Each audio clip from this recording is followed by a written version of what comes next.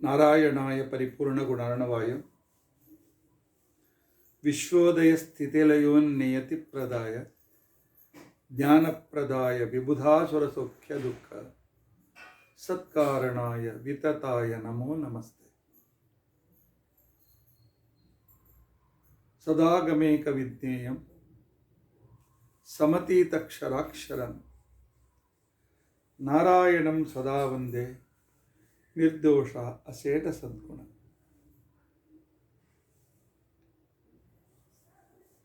अभ्रमं भंगरहितं अजडं विमलं सदा आनन्दतीर्थमतुलं भजे तापत्रयापहं।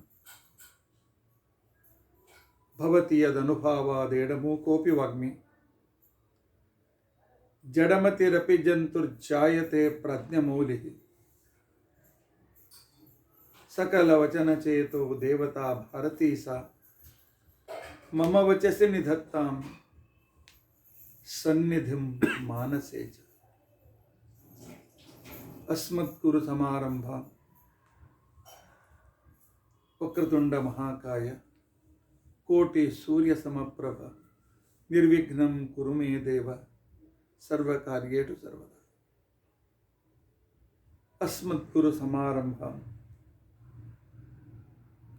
टीकाकृत्पादमध्यगां श्रीमदाचार्यपर्यन्तां वन्दे गुरुपरम्परां।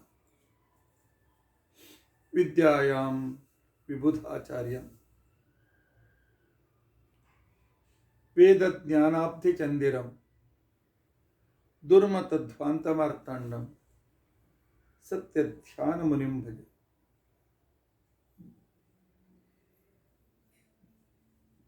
पञ्चाशद्वर्षपर्यन्तं सततं रामपूजकः श्री सत्यप्रमोद गुरुराट भासतां नो हृदम्।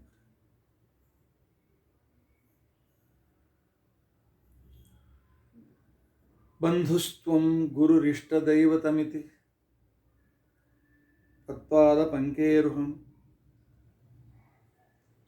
प्राप्तं मां परिपालयेति सततं याचे निबद्धाञ्जलिः।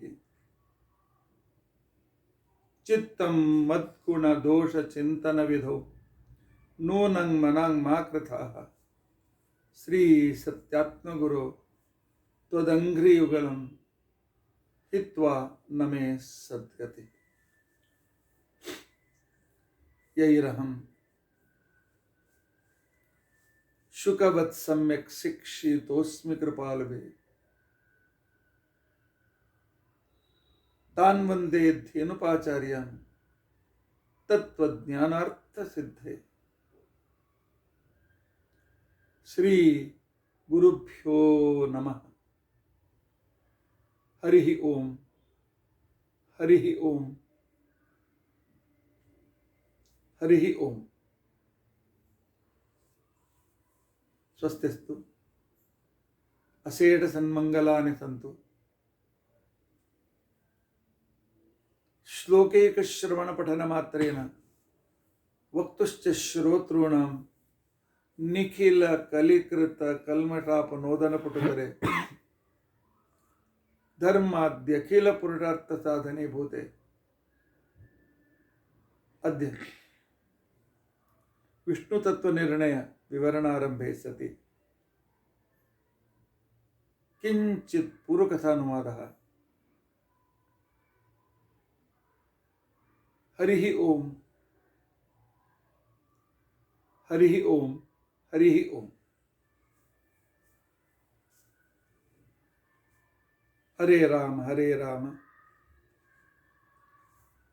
राम राम हरे हरे, हरे कृष्णा कृष्ण कृष्ण हरे हरे। हरे राम राम राम हरे हरे,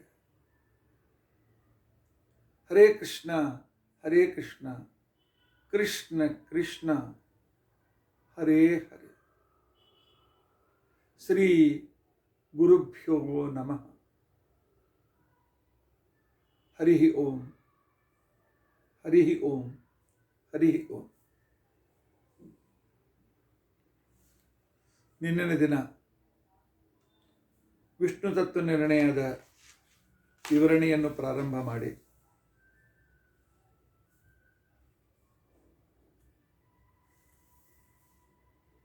ಪ್ರತಿಯೊಂದು ಗ್ರಂಥದ ಆರಂಭದಲ್ಲಿ ಮಂಗಲಾಚರಣೆ ಅತ್ಯಂತ ಅವಶ್ಯಕ.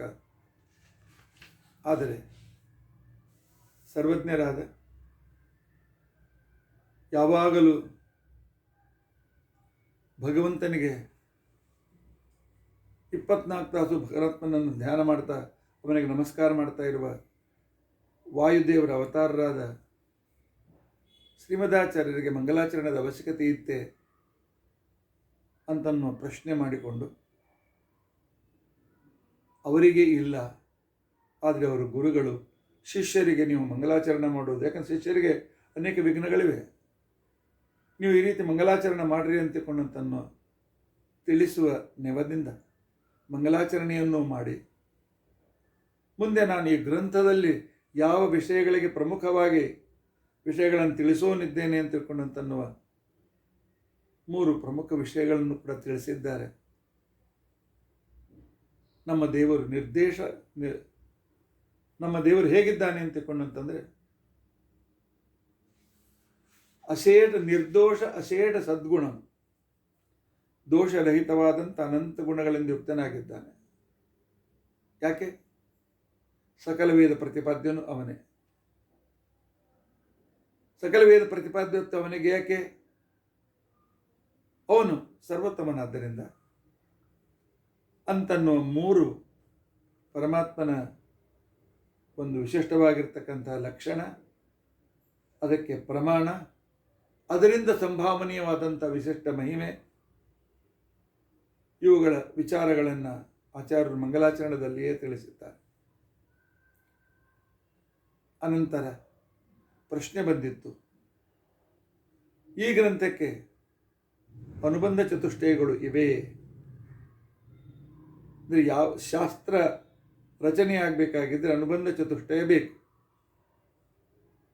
ಅದಕ್ಕೆ ಸರಿಯಾದ ಸಬ್ಜೆಕ್ಟ್ ಇರಬೇಕು. ಆ ವಿಷಯದ ಅಧ್ಯಯನದಿಂದ ಏನಾದರೂ ಪ್ರಯೋಜನ ಆಗ್ತಿರಬೇಕು. ಆ ಪ್ರಯೋಜನ ಶ್ರೋತೃಗಳಿಗೂ ಮತ್ತು ವಕ್ತೃಗಳ ಮಧ್ಯದಲ್ಲಿ ಆ ಪ್ರಯೋಜನಕ್ಕೆ ಇರ್ತಕ್ಕಂಥ ಒಂದು ಸಂಬಂಧ ಇರಬೇಕು. ಅದರ ಜೊತೆಯಲ್ಲಿ ಆ ಪುಸ್ತಕ ಓದುವ ಅಧಿಕಾರಿ ಇರಬೇಕು. ನನಗೆ ಯಾರಾದರೂ ಆಚಾರ್ಯ ಓದ್ರಿ ಅಂತ ತಿಳ್ಕೊಂಡು ಅಂತ ಹೇಳಿ ಇಂಜಿನಿಯರಿಂಗ್ ಪುಸ್ತಕ ತಂದು ಕೊಟ್ಟರೆ, ನನಗೆ ಇಂಜಿನಿಯರಿಂಗ್ ಬಗ್ಗೆ ABCD ಗೊತ್ತಿಲ್ಲ, ಅದಕ್ಕೆ ನಾನು ಅಧಿಕಾರಿ ಅಲ್ಲ. ನನಗೆ ಇಂಜಿನಿಯರಿಂಗ್ ಉಪದೇಶವನ್ನು ಮಾಡಿದರೆ ಏನೂ ಪ್ರಯೋಜನವಿಲ್ಲ. ಅದಕ್ಕೋಸ್ಕರ ಅಧಿಕಾರಿ ಕೊಡಬೇಕಾಗ್ತದೆ. ಅದಕ್ಕೆ ಪೂರ್ವಪಕ್ಷಿಗಳ ಆಕ್ಷೇಪ ಏನು ಅಂತಂದರೆ, ನಾರಾಯಣ ಎಲ್ಲರಿಗೂ ಗೊತ್ತಿದ್ದಾನೆ, ಹೊಸ ವಿಷಯ ಏನಿದೆ? ವಿಷಯ ಯಾವಾಗಲೂ ಹೊಸದೇ ಇರಬೇಕು, ಗೊತ್ತಿದ್ದ ವಿಷಯ ಇರಬಾರ್ದು. ಅದಕ್ಕೆ ಶ್ರೀಮದಾಚಾರ್ಯ ಉತ್ತರ, ನಾರಾಯಣ ಗೊತ್ತಿದ್ದರೂ ಕೂಡ ಅವನ ಬಗ್ಗೆ ಅಜ್ಞಾನ, ಸಂದೇಹ ಇನ್ನೂ ಅನೇಕ ಜನರಿಗೆ ಇವೆ, ಎಲ್ಲ ಬಹಳ ಜನರಿಗಿವೆ. ಆದ್ದರಿಂದಾಗಿ ಅವರಿಗೋಸ್ಕರ ನಾರಾಯಣನ ತಿಳಿಸೋದು ಅತ್ಯಂತ ಅವಶ್ಯಕವಾಗಿದೆ. ಆದ್ದರಿಂದ ವಿಷಯ ಇದೆ, ಪ್ರಯೋಜನ ಇದೆ, ಮೋಕ್ಷ. ಅದಕ್ಕೆ ಪೂರ್ವಪಕ್ಷಿ ಹೇಳ್ತಾನೆ, ಲೌಕಿಕ ಪ್ರಯೋಜನ ಶಾಲೆಯಲ್ಲಿ ಕಲಿಯೋದ್ರಿಂದ, ಆನಂತರ ಪರೀಕ್ಷೆ ಪಾಸಾಗೋದ್ರಿಂದ ಸಿಗ್ತದೆ, ಸ್ವರ್ಗ ಯಜ್ಞಯಾಗಾದಿಗಳಿಂದ ಸಿಗ್ತದೆ, ಮೋಕ್ಷ ಸೋಮಯಾಗದಿಂದ ಸಿಗ್ತದೆ. ಮತ್ತು ಯಾಕೆ ನಾರಾಯಣನ ಅನುಗ್ರಹ ಬೇಕು, ನಾರಾಯಣ ಜ್ಞಾನ ಯಾಕೆ ಬೇಕು ಅನ್ನೋದಕ್ಕೋಸ್ಕರ ಆಚಾರ್ಯರ ಉತ್ತರ, ಈ ಏನು ಲೌಕಿಕ ಮತ್ತು ಪಾರಲೌಕಿಕ ಫಲಗಳಿವೆ, ಪರಮಾತ್ಮ ಅನುಗ್ರಹ ಇದ್ದರೆ ಮಾತ್ರ ಸಿಗ್ತದೆ. ಪರಮಾತ್ಮನ ತಿಳಿದುಕೊಂಡರೆ ಮಾತ್ರ ಸಿಗ್ತವೆ. ಇಲ್ಲದೇ ಇದ್ದರೆ ಅವು ಬಂದಂತೆ ಏನೋ ಒಂದು ಕರ್ಮಾನುಸಾರವಾಗಿ ಬಂದಂತಾಗಿ ಹೊರಟೋಗ್ಬಿಡ್ತದೆ, ಮತ್ತಷ್ಟು ದುಃಖಕ್ಕೆ ಕಾರಣವಾಗುತ್ತೆ. ಅದರಿಂದ ಪ್ರಯೋಜನ ಇದೆ. ಪ್ರಯೋಜನ ಇದೆ ಅಂತ ತಿಳ್ಕೊಂಡಂತಂದ ಮೇಲೆ ಆವಾಗ ಪ್ರಯೋಜನಕ್ಕೋಸ್ಕರ ಉಪದೇಶ ಮಾಡುವವನು, ಪ್ರಯೋಜನಕ್ಕೋಸ್ಕರ ಕೇಳ್ತಕ್ಕಂಥವನು, ಈ ರೀತಿಯಾಗಿ ವಕ್ತಾಶ್ರೋತ ಅಥವಾ ಪ್ರತಿಪಾದ್ಯನಾದ ಪರಮಾತ್ಮ, ಅವನಿಂದ ಸಿಗುವ ಪ್ರಯೋಜನ, ಪ್ರತಿಪಾದ್ಯ ಮತ್ತು ಪ್ರತಿಪಾದಕವಾದ ಈ ಶಾಸ್ತ್ರ, ಈ ಪ್ರತಿಪಾದಕ ಸಂಬಂಧ ಇವುಗಳಲ್ಲಿ ಇದೆ ಅಂತ ಅನ್ನೋದನ್ನು ಆಚಾರ್ಯರು ಉತ್ತರವನ್ನು ಕೊಟ್ಟರು.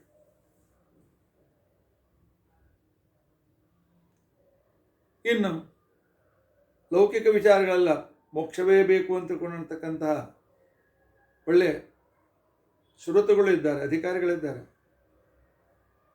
ಆದ್ದರಿಂದಾಗಿ ವಿಷಯವೂ ಇದೆ, ಪ್ರಯೋಜನವೂ ಇದೆ, ಸಂಬಂಧವೂ ಇದೆ, ಅಧಿಕಾರಿಯೂ ಇದೆ. ಆದ್ದರಿಂದ ಈ ಗ್ರಂಥ ನಿಶ್ಚಿತವಾಗಿಯೂ ಅಧ್ಯಯನ ಮಾಡಲೇಬೇಕು. ಅದರಿಂದ ಇದಕ್ಕೆ ಅನುಬಂಧ ಚತುಷ್ಟಯ ಇದೆ ಅಂತನ್ನುವುದನ್ನು ಹೇಳುವಷ್ಟರಲ್ಲಿ ಪ್ರವಚನ ಕಟ್ಟಾಯಿತು. ಇನ್ನು ಒಂದು ನಿಮಿಷ ಅಥವಾ 2 ವಾಕ್ಯ ಹೇಳಬೇಕಾಗಿತ್ತು. ಆದರೆ ಕ್ಯಾಮ್ರಾದಲ್ಲಿರ್ತಕ್ಕಂತಹ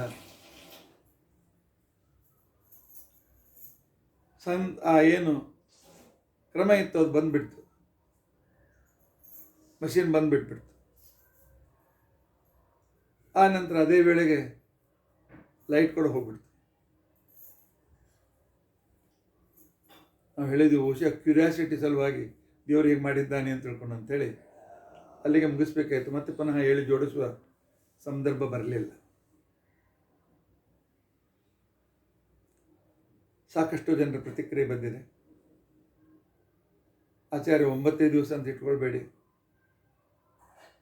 ಇದೇ ಕ್ರಮದಲ್ಲಿ ಪೂರ್ತಿ ಗ್ರಂಥ ಹೇಳಿ ಅಂತ ತಿಳ್ಕೊಂಡಂತೇಳಿ ನೋಡೋಣ. ಶ್ರೀಮದ್ ಆಚಾರ್ಯ ಪ್ರೇರಣೆ ಮಾಡ್ತಾರೆ, ಏನು ನೋಡಿಸ್ತಾರೆ, ನಾನು ನೋಡಿದ್ದೇನೆ. ನಿನ್ನೆ ನಾನು ಹೇಳ್ತಾ ಇದ್ದೆ ನಿಮಗೆ ಅನುಬಂಧ ಚತುಷ್ಟಯ ಬಗ್ಗೆ ಸಂಕ್ಷಿಪ್ತ ಹೇಳಿದ್ದೇನೆ. ಸ್ವಲ್ಪ ಅದ್ರ ಬಗ್ಗೆ ಇನ್ನೂ ಸ್ವಲ್ಪ ವಿಸ್ತಾರ ಮಾಡ್ತೇನೆ ಅಂತ. ಹೌದು,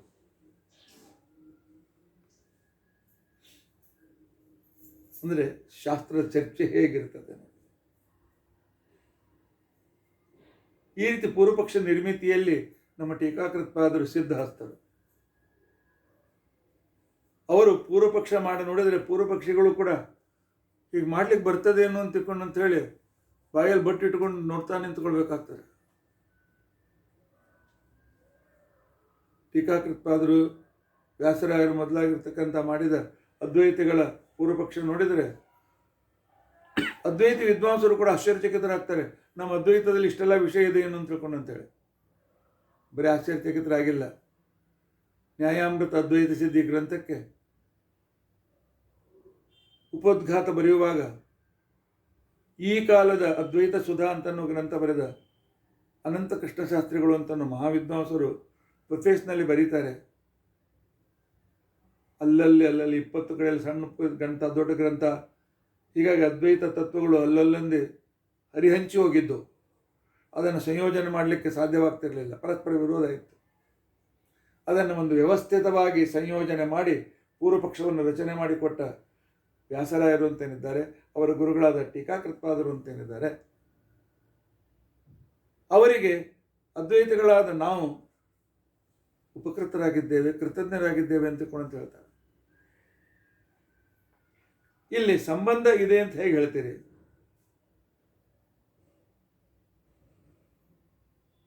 ಇಲ್ಲ, ವಿಷಯವನ್ನು ಅನುಮಾನದಿಂದ ಸಾಧಿಸಬೇಕು, ಅನುಮಾನದಿಂದ ತಿಳಿಸಿ ಹೇಳಬೇಕಲ್ವ. ಅನುಮಾನದಿಂದ ತಿಳಿಸ್ತೇವೆ ಅಂತ ತಿಳ್ಕೊಂಡಂತಂದರೆ ಸ್ವವಚನ ವಿರೋಧ. ಯಾಕೆ ನೀವು ಅನುಮಾನ ಪ್ರಮಾಣ ಒಪ್ಪೋದಿಲ್ಲ, ಸದಾ ಗಮೀಕ ಅಂತ ಹೇಳಿದ್ದೀರಿ. ನಿಮ್ಮ ಮಾತಿಗೆ ನೀವೇ ಮಾತನಾಡದಂತೆ ಮಾಡ್ತಾರೆ.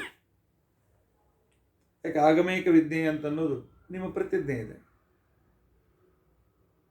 ಇಲ್ಲ, ಅಪೌರುಷೇಯ ಆಗಮಗಳಿಂದ ಸಿದ್ಧ ಮಾಡ್ತೇವೆ ವಿಷಯವನ್ನು ವಿಷ್ಣು ನಿರ್ದೋಷ ಆಶೇಷ ಸದ್ಗುಣ ಅಂತ ತಿಳ್ಕೊಂಡಂತಂದರೆ ವೇದ ಬೌದ್ಧರಿಗೂ ಸಮ್ಮತ ಇಲ್ಲ, ಜೈನರಿಗೂ ಸಮ್ಮತ ಇಲ್ಲ, ಪ್ರತಿವಾದಿಗಳಿಗೆ ಸಮ್ಮತ ಇಲ್ಲದೆ ಇರತಕ್ಕಂಥ ಪ್ರಮಾಣಗಳನ್ನು ಇಟ್ಕೊಳ್ಬಾರ್ದು ಅಂತ ನಿಯಮ ಇದೆ. ಅದರಿಂದ ನಿಮ್ಮ ಗ್ರಂಥಕ್ಕೆ ಪ್ರತಿಪಾದ್ಯತ್ವ ಇಲ್ಲ. ಅದಕ್ಕೆ ಟೀಕಾಕೃತ್ಪಾದರು ಹೇಳ್ತಾರೆ, ಅದಕ್ಕೆ ಆಚಾರ್ಯ ಉತ್ತರ ಕೊಡ್ತಾರೆ, ಸದುಕ್ತಿಭಿ, ಸರಿಯಾದ ಪ್ರಮಾಣಗಳಿಂದ. ಯಾವ ಪ್ರಮಾಣಗಳಿಂದ ನಿಮ್ಮ ಪ್ರತಿವಾದಿಗಳಿಗೂ ನಿಮ್ಮ ಬಾಯಿ ಮುಚ್ಚಿಸಿ ಒಪ್ಪಿಸ್ತೇವೆ, ಒಪ್ಪೋದಿಲ್ಲ ಅಂತನ್ನೋರ್ಗೆ ಒಪ್ಪಿಸ್ತೇವೆ, ಕನ್ವಿನ್ಸ್ ಮಾಡ್ತೇವೆ. ಆದ್ದರಿಂದಾಗಿ ಈ ಗ್ರಂಥಕ್ಕೆ ಪ್ರತಿಪಾದ್ಯತ್ವ ಇದೆ. ಆ ನಂತರ ಇನ್ನು ಪ್ರಯೋಜನ ಅಂತ ಹೇಳಿದ್ರಿ. ಯಾರಿಗೆ ಮೋಕ್ಷ ಬೇಕಾಗಿದ್ರಿ? ಅನಿಶ್ಚಿತ. ಇಂಥ ನಾರಾಯಣ ಜ್ಞಾನದಿಂದ ಬರುವ ಮೋಕ್ಷ ಯಾರಿಗೆ ಬೇಕಾಗಿದೆ? ನಮಗೆ ಬೇಕಾಗಿದೆ ನೌಕರಿ, ನಮಗೆ ಬೇಕಾಗಿದೆ ಪ್ರಮೋಷನ್, ನಮಗೆ ಬೇಕಾಗಿದೆ ಮಕ್ಕಳ ಮದುವೆ ಆಗಬೇಕಾಗಿದೆ. ಅದಕ್ಕೆ ಶ್ರೀಮದಾಚಾರ್ಯ ಹೇಳ್ತಾರೆ, ಟೀಕಾಕೃತ ವಿವರಣೆ ಮಾಡ್ತಾರೆ, ಈ ಪ್ರಯೋಜನವೂ ಸಿಗ್ತದೆ. ಆದರೆ ಇದನ್ನು ಬಯಸದೇ ಇರುವ ಅನೇಕ ಸಾತ್ವಿಕರಿದ್ದಾರೆ. ಪರಮಾತ್ಮ ಬೇಕು ನನಗೆ, ಮೋಕ್ಷ ಸಿಗದೇ ಇದ್ರೂ ಪರವಾಗಿಲ್ಲ, ನನ್ನ ಪ್ರಿಯವಾದ ಪರಮಾತ್ಮ ಬೇಕು ಅಂತ ಅನ್ನೋ ಅಧಿಕಾರಿಗಳಿದ್ದಾರೆ. ಅವರಿಗೋಸ್ಕರ ಈ ಗ್ರಂಥ. ಏ ಖಲು ಸಾತ್ವಿಕ ಪ್ರಕೃತೆಯ, ಟೀಕಾಕೃತವಾದರ ವಾಕ್ಯದ ಸೌಂದರ್ಯ ನೋಡಿ.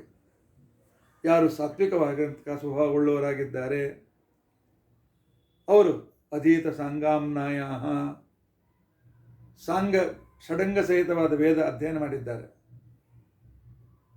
ಪರಮಾತ್ಮನಲ್ಲಿ ಶಮ, ಪರಮಾತ್ಮನಲ್ಲಿ ಏಕಾಗ್ರ ಬುದ್ಧಿ ಇದೆ, ದಮ ಇಂದ್ರಿಯ ನಿಗ್ರಹ ಇದೆ, ನಿತ್ಯಾನತ್ತು ವಿಸ್ತುವೇಕಂತಹ ಅವರಿಗೆ ಗೊತ್ತಿದೆ ಈ ಸಹನ, ಈ ಸಂಪತ್ತು, ಈ ಮನೆ, ಈ ಬಂಧುಗಳು, ಈ ಬಾಂಧವರು, ಈ ದೇಹದ ಸಂಬಂಧ ಒಂದೇ ಹೊರಟೋಗ್ತದೆ. ಇದರಲ್ಲೇ ನಾವು ಕೂತ್ಕೊಂಡ್ರೆ ನಮ್ಮ ಸಾಧ್ಯ ಸುಖ ಸಿಕ್ಕೋದಿಲ್ಲ. ಇದನ್ನು ಮೀರಿರ್ತಕ್ಕಂಥ ಒಂದು ನಿತ್ಯ ವಸ್ತು ಪರಮಾತ್ಮ ಇದ್ದಾನೆ, ಅವನನ್ನು ಸಮೀಪ ಮಾಡಿದರೆ ಅದು ಕೊನೆಯವರೆಗೂ ಸುಖದಿಂದ ಇರ್ತೇವೆ ಅಂತ ಅನ್ನೋದು ತಿಳಿದುಕೊಂಡವರು ಇದ್ದಾರೆ. ಹೀಗಾಗಿ ಸಾಂಸಾರಿಕವಾಗಿರ್ತಕ್ಕಂಥ ಜಂಜಾಟದಿಂದ ವಿರಕ್ತರಾಗಿದ್ದಾರೆ. ಅವರಿಗೆ ಮುಕ್ತಿ ಬೇಕಾಗಿದೆ, ಲಿಂಗ ಶರೀರದಿಂದ ಮುಕ್ತನಾಗಿ ಸ್ವರೂಪ ಶರೀರದ ಸುಖ ಬೇಕಾಗಿದೆ.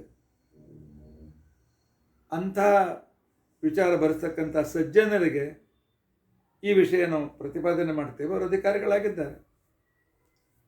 ಆದ್ದರಿಂದಾಗಿ ಸಜ್ಜನ ಸಂವಿದೆ ಅಂತ ತಿಳ್ಕೊಂಡಂತೇಳಿ ಆಚಾರ್ಯರು ಉತ್ತರ ಕೊಟ್ಟಿದ್ದಾರೆ. ಲಕ್ಷ್ಯ ಕೊಡಿ ಅಂತ ತಿಳ್ಕೊಂಡಂತೇಳಿ ಅಂದಿದ್ದಾರೆ. ಅಷ್ಟೇ ಇಲ್ಲ, ಯಾವಾನರ್ಥ ಉದಪಾನೆ ಸಂಪದೋದಕ್ಕೆ, ಮೋಕ್ಷ ಸುಖವೇ ಸಿಗುವಾಗ ಲೌಕಿಕ ಸುಖ ಸಿಗೋದಿಲ್ಲ ಅಂತ ತಿಳ್ಕೊಂಡಂತೇಳಿ ಪ್ರತ್ಯೇಕ ಕೇಳಬೇಕು. ಯಾಕೆ ಮುತ್ತೆ ನ್ಯಾಯದಿಂದ ತಾನಾಗಿ ಸಿದ್ಧವಾಗ್ತದಲ್ಲ.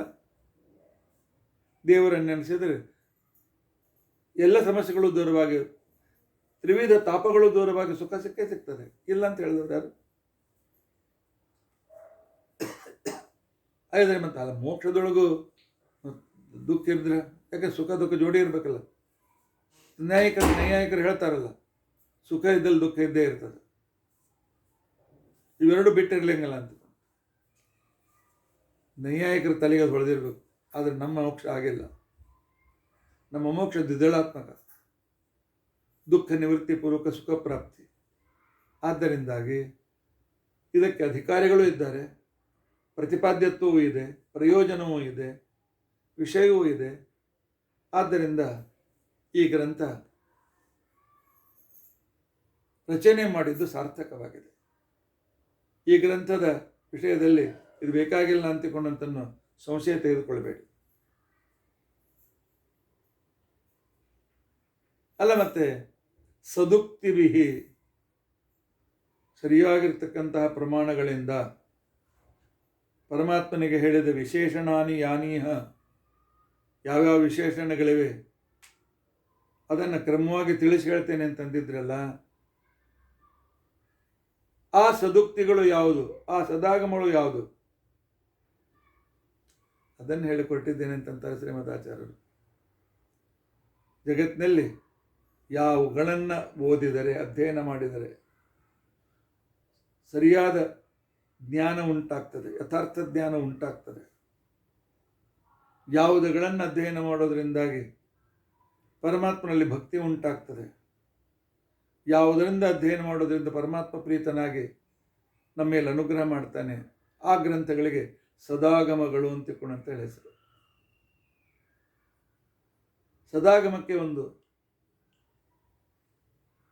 ಹೊಸ ಅರ್ಥ ಹೇಳ್ಬಹುದು, ಇದೆ ಅಂತ ನಾನು ಹೇಳ್ಕೋದಿಲ್ಲ.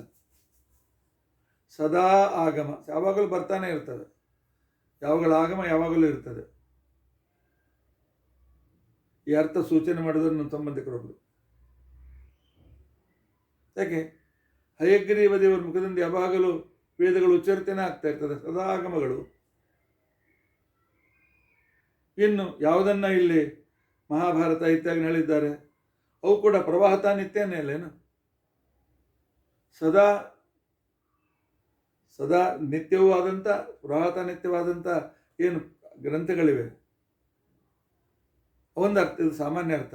ನಿಜವಾಗಿಯೂ ಸತ್ ಅಂದರೆ ಸರ್ವೋತ್ತಮನಾದ ಮಂಗಲಕರನಾದ ಪರಮಾತ್ಮನ ತಿಳಿಸುವ ಆಗಮಗಳು ಅಂತ ಅರ್ಥ ಮಾಡ್ಕೊಳ್ಬೇಕು. ಆಚಾರ್ಯರು ಬಿಡ್ತಾರೆ, ಇದನ್ನು ನಾವು ತಿಳಿದುಕೊಳ್ಳಲೇಬೇಕು. ನಾವು ಶ್ರೀಮದಾಚಾರ್ಯ ಹೇಳುವ ಗ್ರಂಥಗಳಿಗೆ ಅವ್ರ ಕಪೋಲಕಲ್ಪಿತವಾದ ವಿಚಾರವಲ್ಲ ಅದು. ಶ್ರೀಮದಾಚಾರ್ಯರು ಪ್ರಮಾಣ ಪುರಸ್ಸರವಾಗಿ ಹೇಳಿದ್ದಾರೆ ಅಂತ ಅನ್ನೋದಕ್ಕೋಸ್ಕರ ಪ್ರಮಾಣ ಕೊಡ್ತಾರೆ. ಋಗಾದ್ಯ ಭಾರತಂ ಚೈವ ಪಂಚರಾತ್ರಂ ಅಥ ಅಖಿಲಂ ಮೂಲ ರಾಮಾಯಣಂ ಚೈವ ಪುರಾಣಂ ಚ ಏತದಾತ್ಮಕಂ ಯೇ ಚ ಅನುಯಾಯಿನಃ ತೇಷಾಂ ಸರ್ವೇ ತೇ ಚ ಸದಾಗಮಾಃ ದುರಾಗಮಾಃ ತದನ್ಯೇ ತೈರ್ನ ಜ್ಞೇಯೋ ಜನಾರ್ದನಃ. ಪ್ರತಿಯೊಬ್ಬರು ಶ್ರೀಮದಾಚಾರ್ಯರ ಈ ಪ್ರಾಮಾಣಿಕದ ಕಡೆಗೆ ಲಕ್ಷ್ಯ ಕೊಡಬೇಕು.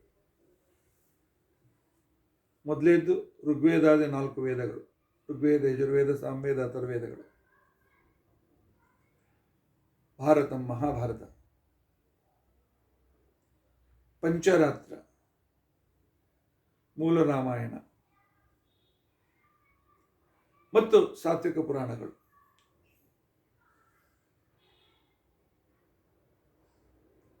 ಮತ್ತು ಇಲ್ಲಿಗಳಲ್ಲಿ ಹೇಳಿದ ವಿಷಯಗಳನ್ನೇ ಹೇಳ್ತಕ್ಕಂತಹ ಬೇರೆ ಗ್ರಂಥಗಳು, ಇವುಗಳಿಗೆ ಸದಾಗಮ ಸದಾಗಮ ಅಂತ ಕರಿಬೇಕು. ಸರಿ, ಋಗಾದ್ಯ ಭಾರತಂ ಚೈವ ಪಂಚರಾತ್ರಂ ಅಥ ಅಖಿಲಂ ಅಂತಿಕೊಂಡಂತೆ ಯಾಕೆ ಹೇಳಿದರು? ನಮ್ಮ ಟೀಕಾಕೃತ್ಪಾದರು ನಮಗೆ ಪ್ರತಿಯೊಂದು ರಹಸ್ಯ ವಿಷಯ ತಿಳಿಸ್ಕೊಡ್ತಾರೆ. ಯಾಕೆ ಆಚಾರ್ಯ ಶಬ್ದ ಇಟ್ಟರು, ಚ ಯಾಕಿಟ್ರು, ತು ಯಾಕಿಟ್ರು, ಮತ್ತೊಂದು ಯಾಕಿಟ್ರು? ಇದೇ ನಮ್ಮ ಟೀಕಾಕೃತ್ಪಾದರ ವಿಶೇಷತೆ. ಶ್ರೀಮದಾಚಾರ್ಯ ಗ್ರಂಥಕ್ಕೆ ಟೀಕಾಕೃತ್ಪಾದರು ಇಲ್ಲದೆ ಇದ್ದರೆ ನಾವು ಇದೆಲ್ಲ ತಿಳ್ಕೊಳಕ್ಕಾಗ್ತದಿಲ್ಲ. ಅವ್ರು ಹೇಳಿದ್ರು ಅಖಿಲಂ ಶಬ್ದವು ಕೂಡ ವ್ಯರ್ಥ ಅಲ್ಲಪ್ಪ. ಯಾಕಂದ್ರೆ ನಮ್ಮಲ್ಲಿ ಕೆಲವರು ಇದ್ದಾರೆ, ವೇದ ಒಪ್ತಾರೆ, ವೇದ ಪ್ರಮಾಣ ಅಂತ ಹೇಳ್ತಾರೆ. ನಮ್ಮಲ್ಲಿ ಅದ್ವೈತಗಳಿದ್ದಾರೆ, ಮಾಯಾವಾದಿಗಳಿದ್ದಾರೆ. ಅವರೇನು ಹೇಳ್ತಾರೆ? ವೇದ ಪ್ರಮಾಣ ಅಲ್ಲ, ಉಪನಿಷತ್ ಮಾತ್ರ ಪ್ರಮಾಣ.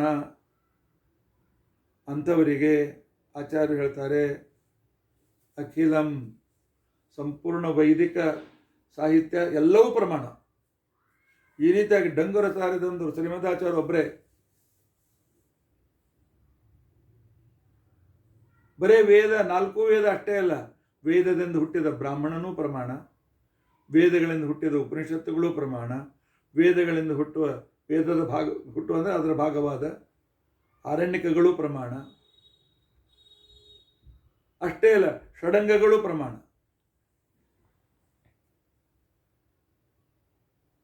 ಈ ರೀತಿಯಾಗಿ ಸಂಪೂರ್ಣ ವೈದಿಕ ಸಾಹಿತ್ಯ ಪ್ರಮಾಣ ಅಂತ ಹೇಳೋದಕ್ಕೋಸ್ಕರ ಅಖಿಲಂ ಅಂತನ್ನೋ ವಿಶೇಷಣವನ್ನು ಇಟ್ಟಿದ್ದಾರೆ. ಇನ್ನು ಮೂಲ ರಾಮಾಯಣ, ಶತಕೋಟಿ ರಾಮಾಯಣವನ್ನು ಪರಮಾತ್ಮನಿಂದ ಹನುಮಂತ ದೇವರು ಪಡೆದು, ವಾಯುದೇವರು ಪಡೆದು ಯಾವಾಗಲೂ ಅದನ್ನು ಪಾರಾಯಣ ಮಾಡ್ತಾ ಇರ್ತಾರೆ. 100 ಕೋಟಿ ಶ್ಲೋಕಗಳಿಂದ ಕೂಡಿದ ಒಂದು ಮೂಲ ರಾಮಾಯಣ ಇದೆ, ನಮಗೆ ಉಪಲಬ್ಧ ಇಲ್ಲ. ಆದರೆ ಅಲ್ಲಿಯ ಸಾರವನ್ನು ಆಚಾರ್ಯರು ತಾತ್ಪರ್ಯದಲ್ಲಿ ತೋರಿಸಿಕೊಟ್ಟಿದ್ದಾರೆ. ಆ ನಂತರ ವಿಷ್ಣು ಸರ್ವೋತ್ತಮತ್ವವನ್ನು ಹೇಳುವ ಸಾತ್ವಿಕ ಪುರಾಣಗಳು. ಎಷ್ಟೋ ಜನ ಪುರಾಣಗಳನ್ನು ಪ್ರಮಾಣ ಅಂತ ಒಪ್ಪೋದಿಲ್ಲ. ಅದ್ವೈತದಲ್ಲಿ ಪುರಾಣ ಪ್ರಮಾಣ ಅಲ್ಲ, ಸ್ಮೃತಿಗಳು ಪ್ರಮಾಣ ಅಲ್ಲ. ಅದು ಮಧ್ಯದಲ್ಲಿ ಸ್ಮೃತಿ ಹೇಳ್ತಾರೆ ಮತ್ತು ಬೇರೆ. ರಾಮಾನುಜಾಚಾರ್ಯ ಪುರಾಣ ಒಪ್ತಾರೆ, ವಿಷ್ಣು ಪುರಾಣ ಒಂದೇ ಪ್ರಮಾಣ ಅಂತಂತಾರೆ. ಭಾಗವತನ ಬಗ್ಗೆ ಹೇಳೋದಿಲ್ಲ ಅವರು. ಶ್ರೀಮದಾಚಾರ್ಯ ಹೇಳ್ತಾರೆ ವಿಷ್ಣು ಸರ್ವೋತ್ತಮತ್ವವನ್ನು ಹೇಳುವ ಎಲ್ಲ ಸಾತ್ವಿಕ ಪುರಾಣಗಳು ಪರಮ ಪ್ರಮಾಣಗಳು, ಉಳಿದ ಪುರಾಣಗಳು ಕೂಡ ಪ್ರಮಾಣ. ಆದರೆ ಅರ್ಥ ಮಾಡಿಕೊಳ್ಳಬೇಕಾಗಿದ್ದರೆ ಅದು ಜ್ಞಾನ ಬೇಕಾಗ್ತದೆ. ಯಾಕೆ ಅವು ಮೋಹನಾರ್ಥವಾಗಿ ಕೆಲವು ರಾಜಸರಿಗೆ, ಕೆಲವು ತಾಮಸರಿಗೆ, ಈ ರೀತಿಯಾಗಿ ರಾಜಸ ಪುರಾಣಗಳು ಸಾಮಾನ್ಯ ಜನರಿಗೆ ಲೌಕಿಕದಲ್ಲಿ ನಿತ್ಯ ಸಂಸಾರಿಗಳಿಗೋಸ್ಕರ ಇವೆ. ಆ ನಂತರ ತಾಮಸ ಗ್ರಂಥಗಳು ಅಸುರಾದಿಗಳಿಗೆ ಮೋಹನಾರ್ಥವಾಗಿವೆ. ಆದರೆ ಅದು ವೇದವ್ಯಾಸ ದೇವರ ವಾಣಿ ಆದ್ದರಿಂದಾಗಿ ಆ ಒಂದು ವಿಶಿಷ್ಟಾರ್ಥವನ್ನು ಅರ್ಥ ಮಾಡಿಕೊಳ್ಳೋ ಸಾಮರ್ಥ್ಯ ಇದ್ದರೆ ಅವು ಕೂಡ ಪ್ರಮಾಣವೇ. ಅದಕ್ಕೆ ಏಚ ಅನುಯಾಯನಃ ಅಂತ ತಿಳ್ಕೊಂಡು ಅಂತ ಹೇಳಿದ್ರು. ಏಚ ಅನುಯಾಯನಃ ಅಂತಂದ್ರೇನು? ವೇದಗಳನ್ನು ಅವಲಂಬಿಸಿ ರಚಿಸಿದ ಗ್ರಂಥಗಳು, ಮನುಸ್ಮೃತಿ, ಯಾಜ್ಞವಲ್ಕ್ಯ ಸ್ಮೃತಿ ಇತ್ಯಾದಿಗಳು ಸ್ಮೃತಿ ಗ್ರಂಥಗಳು. ಅವು ವೇದಾನುಸಾರಿ ಆದ್ದರಿಂದ ಅವು ಕೂಡ ಪ್ರಮಾಣವೇ ಆಗಿವೆ.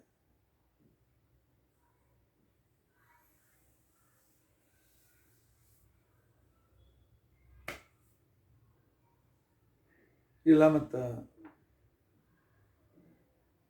ಸದುಕ್ತಿ ಸದಾಗಮಗಳನ್ನು ಒಪ್ಪು ಜನರು ಇದ್ದಾರೆ.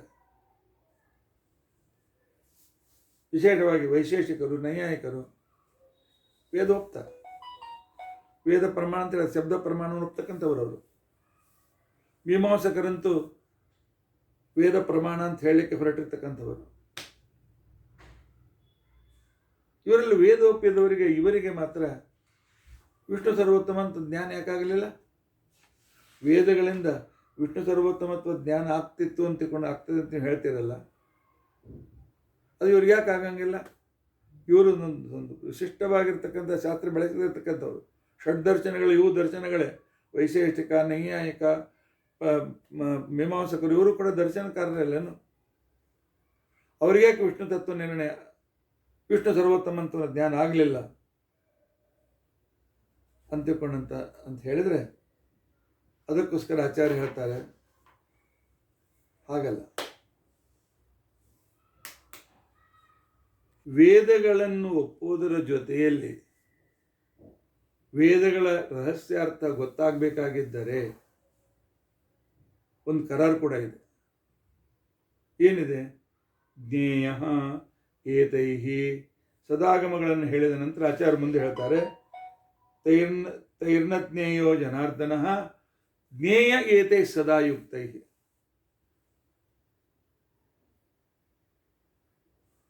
ವೇದಗಳಿಂದ ವಿಷ್ಣು ಸರ್ವೋತ್ತಮತ್ವ ಜ್ಞಾನ ಆಗಬೇಕಾಗಿತ್ತು ಅಂತಂದರೆ ಅವರು ಇಲ್ಲಿರ್ತಕ್ಕಂಥ ಸಿದ್ಧಾಂತದ ಬಗ್ಗೆ ಒಂದು ನಿಷ್ಠ ಇರಬೇಕು. ಅವರಿಗೆ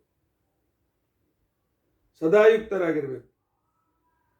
ಅಂದರೆ ವೇದದಲ್ಲಿರ್ತಕ್ಕಂಥ ವಿಷಯದಲ್ಲಿ ಸತತ ಆಸಕ್ತರಾಗಿರ್ಬೇಕು.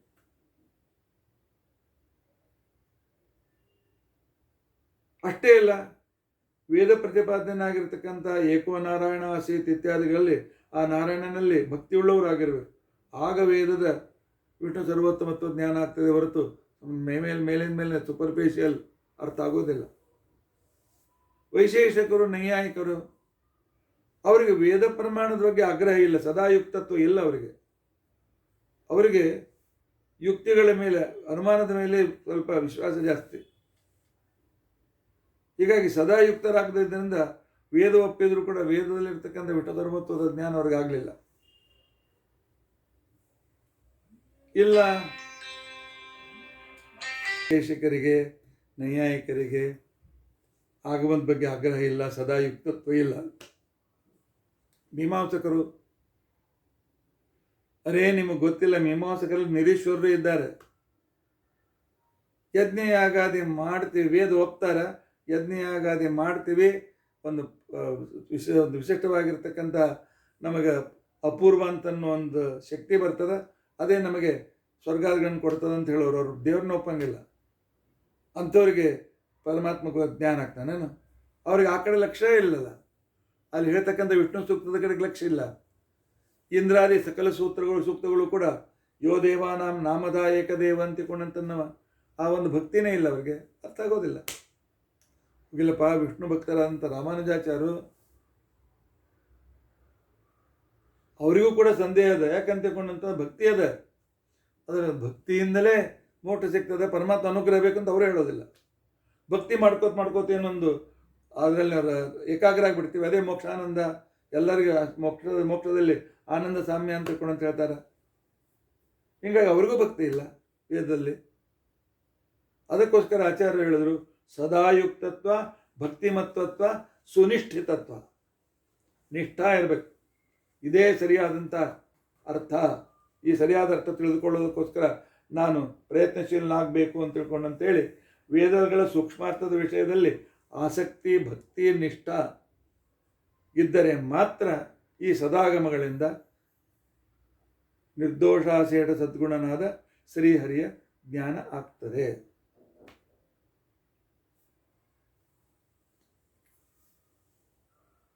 ದೇವರನ್ನಂತ ಹೇಳೋದು, ದೇವರ ಬಗ್ಗೆ ಹೇಳ್ತಕ್ಕಂಥದ್ದು ನೀವೊಬ್ಬರೇ ನಿಮಗೇನು ಇದು ಕೊಟ್ಟಾರ, ನಿಮಗೆ ಏನಂತಾರ ಅದು ಠೇಕಾ ಕೊಟ್ಟಾರೇನು? ಈಗ ಹೇಳ್ತಾರಲ್ಲ ಏನಂತಿಕೊಂಡಂತಂದ್ರೆ ಹಿಂದುತ್ವ ಅಂದರೆ ಠೇಕಾ ಭಾರತೀಯ ಜನತಾ ಅಷ್ಟೇ ತೊಗೊಂಡದೇನು ಅಂತ ಉಳಿದ ಪ್ರತಿಪಕ್ಷ ಕೇಳ್ತಾರಲ್ಲ. ಆಗ ಪೂರ್ವಪಕ್ಷ ಕೇಳ್ತಾನೆ, ಏನು ದೇವರ ಅಸ್ತಿತ್ವದ ಬಗ್ಗೆ, ದೇವರ ವಿಶಿಷ್ಟ ಭಕ್ತಿಯ ಬಗ್ಗೆ, ದೇವರು ಜಗತ್ ಕಾರಣ ಅಂತನೋ ಭಗವಂತನ ಲಕ್ಷಣದ ಬಗ್ಗೆ ನೀವೇ ಟೀಕಾ ತೊಗೊಂಡಿರೇನು? ಅನೇಕರು ಹೇಳ್ತಾರೆ. ನಿಮ್ದೇನು ದೊಡ್ಡ ಅಷ್ಟಕ್ಕೆ? ಯಾಕೆಂದ್ರೆ ಅವರು ಕೂಡ ಹೇಳ್ತಾರಲ್ಲ, ವಿಮತಂ ಸಕರ್ತೃಕಂ ಕಾರ್ಯತ್ವಾತ್ ಘಟವತ. ಈ ಜಗತ್ತಿಗೆ ಒಬ್ಬ ಕರ್ತ ಇದ್ದಾನ, ಇರಲಿಕ್ಕೆ ಬೇಕು. ಯಾಕೆಂದ್ರೆ ಜಗತ್ತು ಕಾರ್ಯ ಅಂತಂದ್ಮೇಲೆ ಕರ್ತ ಇದ್ದೇ ಇರ್ತಾನೆ ಅಂಥೇಳಿ ಅವರು ತರ್ಕದಿಂದ ದೇವರ ಅಸ್ತಿತ್ವವನ್ನು ಸಾಧನೆ ಮಾಡ್ತಾರೆ. ಅನುಮಾನ ಪ್ರಮಾಣ ತಪ್ಪ್ಯಾರ. ನೀವು ಸದಾಗಮೇಕ ಅಂತ ಯಾಕೆ ಹೇಳ್ತೀರಿ? ಅಷ್ಟೇ ಅಲ್ಲ, ನೀವು ಬಾದರು ಒಪ್ಪಿರಲ್ಲ. ನಿಮ್ಮ ವ್ಯಾಸರಾಜ ಶ್ಲೋಕದಲ್ಲ ಏನು ಯಕ್ಷಾದಿತ್ಯತಯಂ ಪ್ರಮಾಣಂ ಪ್ರತ್ಯಕ್ಷ ಅನುಮಾನಾಗಮ ಇವು ಮೂರು ಪ್ರಮಾಣ ಅಂತಕೊಂಡು ನೀವು ಒಪ್ಕೊಂಡಿರಿ. ಈ ಸದಾಗಮೇಕ ವಿಜ್ಞೇಯತ್ವಕ್ಕೆ ಆಗ್ರಹ ಯಾಕ ಅಂತ ತಿಳ್ಕೊಂಡಂತಂದಿದ್ದರಿಂದ ಅದಕ್ಕೆ ಸದಾಗಮೇಕ ವಿಜ್ಞೇಯಂ ಅಂತ ತಿಳ್ಕೊಂಡಂತ ಹೇಳಿದ್ದು ಎಷ್ಟು ಸರಿ ಇದು? ಯಾಕೆ ನಿಮ್ಮ ಮಾತನ್ನು, ನಿಮ್ಮ ಪ್ರತಿಜ್ಞೆಯನ್ನು ಅತಿ ಸರಿಯ ಪ್ರಾಮಾಣಿಕ ಅಂತ ನಾಯಕ ಒಪ್ಪಬೇಕು? ಅದಕ್ಕೆ ಶ್ರೀಮದಾಚಾರ್ಯ ಹೇಳ್ತಾರೆ, ನಿಲ್ಲಿ ಸ್ವಲ್ಪ ನಿಂದು,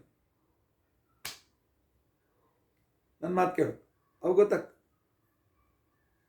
ಅದಕ್ಕೆ ಆಚಾರ್ಯ ಅಂತಾರೆ, ನಚ ಕೇವಲ ತರ್ಕೇಣ, ಕೇವಲ ತರ್ಕದಿಂದ ನಾವು ಒಪ್ತೀವಿ, ಪ್ರತ್ಯಕ್ಷ ಆಗಮ ಒಪ್ತೀವಿ. ಮೊದಲೇದು ಪ್ರತ್ಯಕ್ಷ ಗಮ್ಯ ಅಂತ ಪರಮಾತ್ಮ ಅಲ್ಲ. ಯಾಕೆ? ಅವನು ಅವ್ಯಕ್ತೇಕ ಸ್ವಭಾವದವನು. ಇನ್ನು ತರ್ಕಕ್ಕೆ ಇಲ್ಲ ಪ್ರತ್ಯಕ್ಷದ ಸಹಾಯ ಬೇಕು, ಇಲ್ಲ ತರ್ಕಕ್ಕೆ ಆಗಮದ ಸಹಾಯ ಬೇಕು. ಇಲ್ಲದೇ ಇದ್ದರೆ ತರ್ಕ ವ್ಯಭಿಚಾರಿ, ಏನು ಬೇಕಾದ್ರೂ ಹೇಳಿಕ್ಕೆ ಬರ್ತದೆ. ನಾಳೆ ನಿಮ್ಮ ಮನೆಗೆ ಬಂದು ನಾ ಹೇಳ್ತೇನೆ, ನಾನು ಈ ಮನೆ ಮಾಲಕ. ಯಾಕೆ ಅಂತಂದರೆ ನೀನು ನಿಮ್ಮ ಹೆಂಡತಿ ಈ ಮನೆ ಮಾಲಕರಾದ್ದರಿಂದಾಗಿ ನಾನು ನನ್ನ ಹೆಂಡತಿ ಇದ್ದೀವಿ, ನಾವು ಮನೆ ಮಾಲೀಕರು. ಈ ತರ್ಕದಲ್ಲಿ ಏನು ತಪ್ಪಿದೆ ಹೇಳಿ? ಗಂಡ ಹೆಂಡತಿ ನೀವು ಕಪಲ್ಗಳು ಆ ಮನೆಗೆ ಮಾಲೀಕರಾದರಿಂದಾಗಿ, ನೀವು ಗಂಡ ಹೆಂಡತಿ ಇದ್ದದರಿಂದಾಗಿ ಆ ಮನೆಗೆ ಮಾಲಕರಾಗಿದ್ದೀರಿ. ನಾನು ಗಂಡ ಹೆಂಡತಿ ಯುಕ್ತರಾಗಿದ್ದೀವಿ, ನಾವು ಮಾಲೀಕರಾಗ್ತೀವಿ. ಏನು ತಪ್ಪಿದೆ? ಆಗ ನೀವೇನಂತೀರಿ? ಈ ಮನೆ ನಿಮ್ಮ ಹೆಸರಿನಿಂದ ಅದೇ ಅಂತ ತೋರಿಸ್ರಿ. ಇದೇ ಆಗಮ, ಇದೇ ಶಬ್ದ ಪ್ರಮಾಣ. ಆಗಮದ ಸಹಾಯ ಇದ್ದಿದ್ದಿಲ್ಲ ಅಂತಂದರೆ ತರ್ಕಕ್ಕೆ ನಾಳೆ ನಾನು ಗಂಡಸು, ನೀನು ಗಂಡಸು, ನಿನ್ನ ಹೆಂಡ್ತಿ ನನ್ನ ಹೆಂಡ್ತಿ. ಯಾಕಂದರೆ ನಾನು ಗಂಡಸು, ನೀ ಗಂಡಸು ಆದ್ರಿಂದ ಯಾಕೆ ನಿನ್ನ ಹೆಂಡ್ತಿ, ನಾನು ಗಂಡಸು ಆದ್ರಿಂದ ಆಗೂ ನನ್ನ ಹೆಂಡ್ತಿ. ಇರ್ತಂಥ ತರ್ಕಗಳಿಂದ ಶಾಸ್ತ್ರೀಯ ತತ್ವಜ್ಞಾನ ನಿರ್ಣಯ ಮಾಡ್ಲಿಕ್ಕೆ ಆಗ್ತದೇನು? ಮಾಡ್ಲಿಕ್ಕೆ ಆಗಂಗಿಲ್ಲ. ಅದಕ್ಕೆ ಇಲ್ಲ ಪ್ರತ್ಯಕ್ಷ ಸಹಾಯ ಬೇಕು, ಇಲ್ಲ ಹಿಮಾಲಯ ಬಹಳ ಎತ್ತರ ಆಗ್ಯದ, ಅಥವಾ ಈ ಬಿಲ್ಡಿಂಗ್ ಹಿಮಾಲಯದಷ್ಟು ಎತ್ತರದ. ನೀವು ಹಿಮಾಲಯ ನೋಡಿರ್ಬೇಕು, ಹಿಮಾಲಯನ ಗೊತ್ತಿಲ್ಲ ಅಂದರೆ ಹಿಮಾಲಯ ಎಷ್ಟು ಎತ್ತರ ಅಂತ ಹೇಳಲಿಕ್ಕೆ ಬರೋಂಗಿಲ್ಲ. ಆದ್ದರಿಂದಾಗಿ ಇಲ್ಲ ಪ್ರತ್ಯಕ್ಷದ ಸಹಾಯ ಬೇಕು, ಇಲ್ಲ ಆಗಮ ಸಹಾಯ ಬೇಕು. ಸ್ವತಂತ್ರ ಅನುಮಾನ ಇದು ಎಂದಿಗೂ ಪ್ರಮಾಣ ಆಗೋದಿಲ್ಲ. ಆದ್ದರಿಂದಾಗಿ ಕೇವಲ ತರ್ಕದಿಂದ ಆಗಮಗಳಿಲ್ಲದೆ ಪರಮಾತ್ಮನನ್ನು ಸಾಧಿಸ್ಲಿಕ್ಕೆ ಆಗೋದಿಲ್ಲ.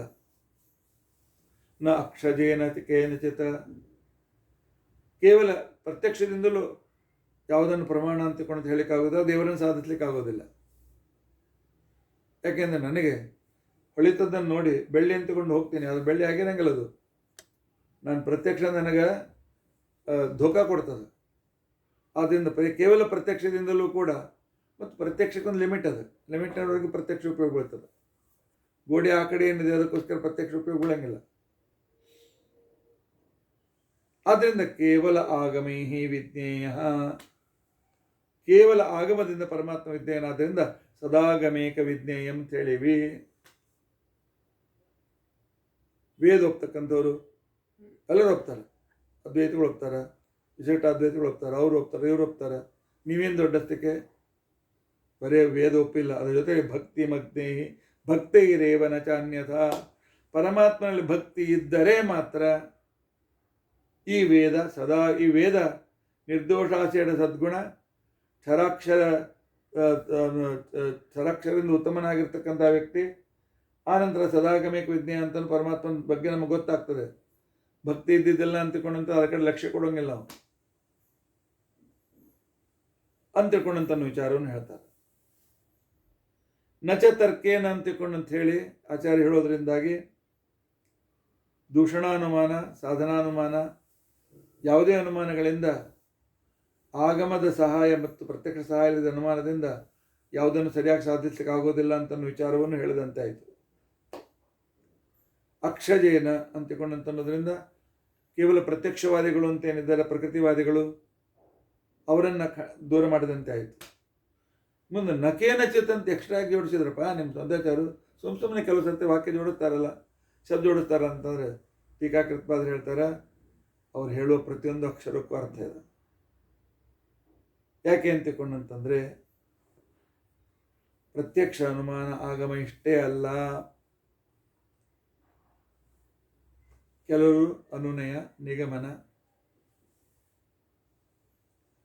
ಇನ್ನು ಅದ್ವೈತಗಳು ಅಭಾವ, ಅರ್ಥಾಪತ್ತಿ, ಸಾಮಾನ್ಯ ಇತ್ಯಾದಿಗಳನ್ನು ಕೂಡ ಪ್ರಮಾಣ ಅಂತ ಹಿಡಿದಿದ್ದರಿಂದಾಗಿ ಅವುಗಳಿಂದಲೂ ಪರಮಾತ್ಮನನ್ನು ಸದಾಗಮೇಕ ವಿಜ್ಞೇಯ ಅಂತ ಹೇಳಲಿಕ್ಕೆ ಬರೋದಿಲ್ಲ ಅಂಥೇಳಿ ಸಾಮಾನ್ಯ ವಿಶೇಷ ಅರ್ಥಾಪತ್ತಿ ಅಭಾವಾದಿಗಳನ್ನು ಕೂಡ ದೂರೀಕರಿಸ್ತಾರೆ. ಹೋಗಲಪ್ಪ, ಮತ್ತು ಅವು ಪ್ರಮಾಣದ ನೀವು ಒಪ್ಪಿರಲ್ಲ, ಆದರೆ ನೀವು ಅನುಮಾನದಲ್ಲೇ ಅವುಗಳನ್ನು ಸೇರಿಸಿರಿ. ನಮ್ಮ ಪ್ರಕಾರ ಅರ್ಥಾಪತ್ತಿ ಆನಂತರ ಅಭಾವ ಇತ್ಯಾದಿಗಳಲ್ಲೂ ಕೂಡ ಅನುಮಾನದ ಭಾಗಗಳೇ. ಆದ್ದರಿಂದ ಅನುಮಾನದಿಂದ ಒಪ್ಪದಂತೆ ಆಗ್ತಾಯಿಲ್ಲ ಅಂತ ತಿಳ್ಕೊಂಡಂತಂದರೆ ಹಾಗಲ್ಲ. ನ ಕೇವಲ ತರ್ಕೇಣ ಅಂತಿಕೊಂಡಂತ ಹೇಳುವಾಗ ಎಲ್ಲ ಅನುಮಾನಗಳಿಂದ ಪ್ರಮಾಣ ಆಗೋದಿಲ್ಲ ಅಂತ ಅಂತಿಲ್ಲ. ನಾವು ಅನುಮಾನ ಪ್ರಮಾಣ ತಪ್ಪುತ್ತೀವಿ, ಆದರೆ ಅವರು ನಾವು ಒಂದೇ ಅಲ್ಲ. ಅನುಮಾನ ಒಪ್ಪುವವರು ನಾವು ಎಲ್ಲವನ್ನು ಅನುಮಾನದಲ್ಲಿ ಏಕೀಕೃತಗೊಳಿಸ್ತೇವೆ, ಅವರು ಅನುಮಾನದಿಂದ ಬೇರೆ ಪ್ರಮಾಣ ಅಂತ ಹೇಳ್ತಾರೆ. ಇದಕ್ಕೆ ಕುರುಪಾಂಡವನ್ಯಾಯ ಅಂತಕೊಂಡಂತೇಳಿ ಕರೀತಾರೆ. ಏನು ಅಂತಕೊಂಡಂತಂದರೆ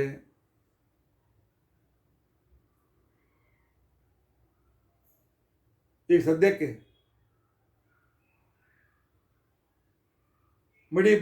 ಮಡಿಯವರಿಗೋಸ್ಕರ ಒಂದು ವಿಶೇಷವಾದ ವ್ಯವಸ್ಥೆ ಇದೆ. ಯಾವರನ್ನು ನಾವು ಬ್ರಾಹ್ಮಣರು ಅಂತ ಕರೆದಿದ್ದೇವೆ ಮದುವೆಯಲ್ಲಿ, ಆಗ ಅನೌನ್ಸ್ಮೆಂಟ್ ಮಾಡ್ತದೆ. ಏನು ಅಂತಂದರೆ ಬ್ರಾಹ್ಮಣರಿಗೋಸ್ಕರ ಈ ಭಾಗ ಸಿದ್ಧಾಗಿದೆ, ಬ್ರಾಹ್ಮಣರೆಲ್ಲ ಇಂತಲೇ ಬರಬೇಕು, ಉಳಿದವರು ಈ ಹಾಲಿಗೆ ಬರಬೇಕು. ಅಲ್ಲಿ ಉಳಿದವರು ಕೂಡ ಬ್ರಾಹ್ಮಣರೇ ಇರ್ತಾರಲ್ಲಿ, ಅವ್ರು ಬ್ರಾಹ್ಮಣರಲ್ಲೇನು.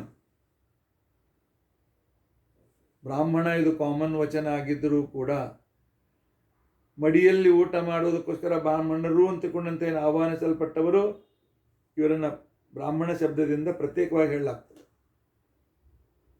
ಈಗ ಕೌರವರು ಪಾಂಡವರು ಅಂತಂತೇವೆ. ಪಾಂಡವರು ಕೌರವರಲ್ಲೇನು, ಕುರುವಂಶದಲ್ಲಿ ಬಂದಿಲ್ಲೇನು. ಆದರೆ ಕೌರವರನ್ನು ಮತ್ತು ಪಾಂಡವರನ್ನು ಬೈಫರ್ಕೇಟ್ ಮಾಡೋದಕ್ಕೋಸ್ಕರ ಹೇಗೆ ಕೌರವ ಪಾಂಡವನ್ನ ಅಂತಿಕೊಂಡಂತಂದು ಒಪ್ಪುತ್ತೇವೆಯೋ ಅದೇ ರೀತಿಯಾಗಿ ಮಡಿಯಲ್ಲಿ ಬ್ರಾಹ್ಮಣರು ಅಂತ ಆಹ್ವಾನಿತರಾಗಿರ್ತಕ್ಕಂಥ ಬ್ರಾಹ್ಮಣರನ್ನು, ಕಾಮನ್ ಬ್ರಾಹ್ಮಣರನ್ನು ಬೈಫರ್ಕೇಟ್ ಮಾಡೋದಕ್ಕೋಸ್ಕರ ಬ್ರಾಹ್ಮಣರು ಅಂತ ಅನ್ನೋ ಶಬ್ದ ಉಪಯೋಗಿಸ್ತೇವೆ. ಅದೇ ರೀತಿಯಾಗಿ ನಾವು ಉಪಯೋಗಿಸ್ತಕ್ಕಂಥ ಅನುಮಾನ ಪ್ರಮಾಣ ತಪ್ಪಿದ್ದರೂ ಸಹಿತ ಅವರಂತೆ ಪ್ರಮಾಣದ ಉಳಿದ ಭಾಗಗಳನ್ನು ಪ್ರತ್ಯೇಕ ಪ್ರಮಾಣ ಅಂತ ನಾವು ಒಪ್ಪೋದಿಲ್ಲ. ಆದ್ದರಿಂದಾಗಿ ಏನಕ್ಕೇನ ಚಿತ ಅಂತಿಕೊಂಡಂತನ್ನು ನಕೇನ ಚಿತ ಅಂತಿಕೊಂಡಂತನ್ನುವುದು ಆಚಾರ್ಯರ ವಿಶಿಷ್ಟತೆ ಏನು ಅಂತಂದರೆ, ದುರಾಗಮಗಳನ್ನು ಮತ್ತು ಅಯುಕ್ತತ್ವ ಭಕ್ತಿ ಇಲ್ಲದಿರ್ತಕ್ಕಂಥವರನ್ನೂ ನಿವಾರಣೆ ಮಾಡೋದಕ್ಕೋಸ್ಕರ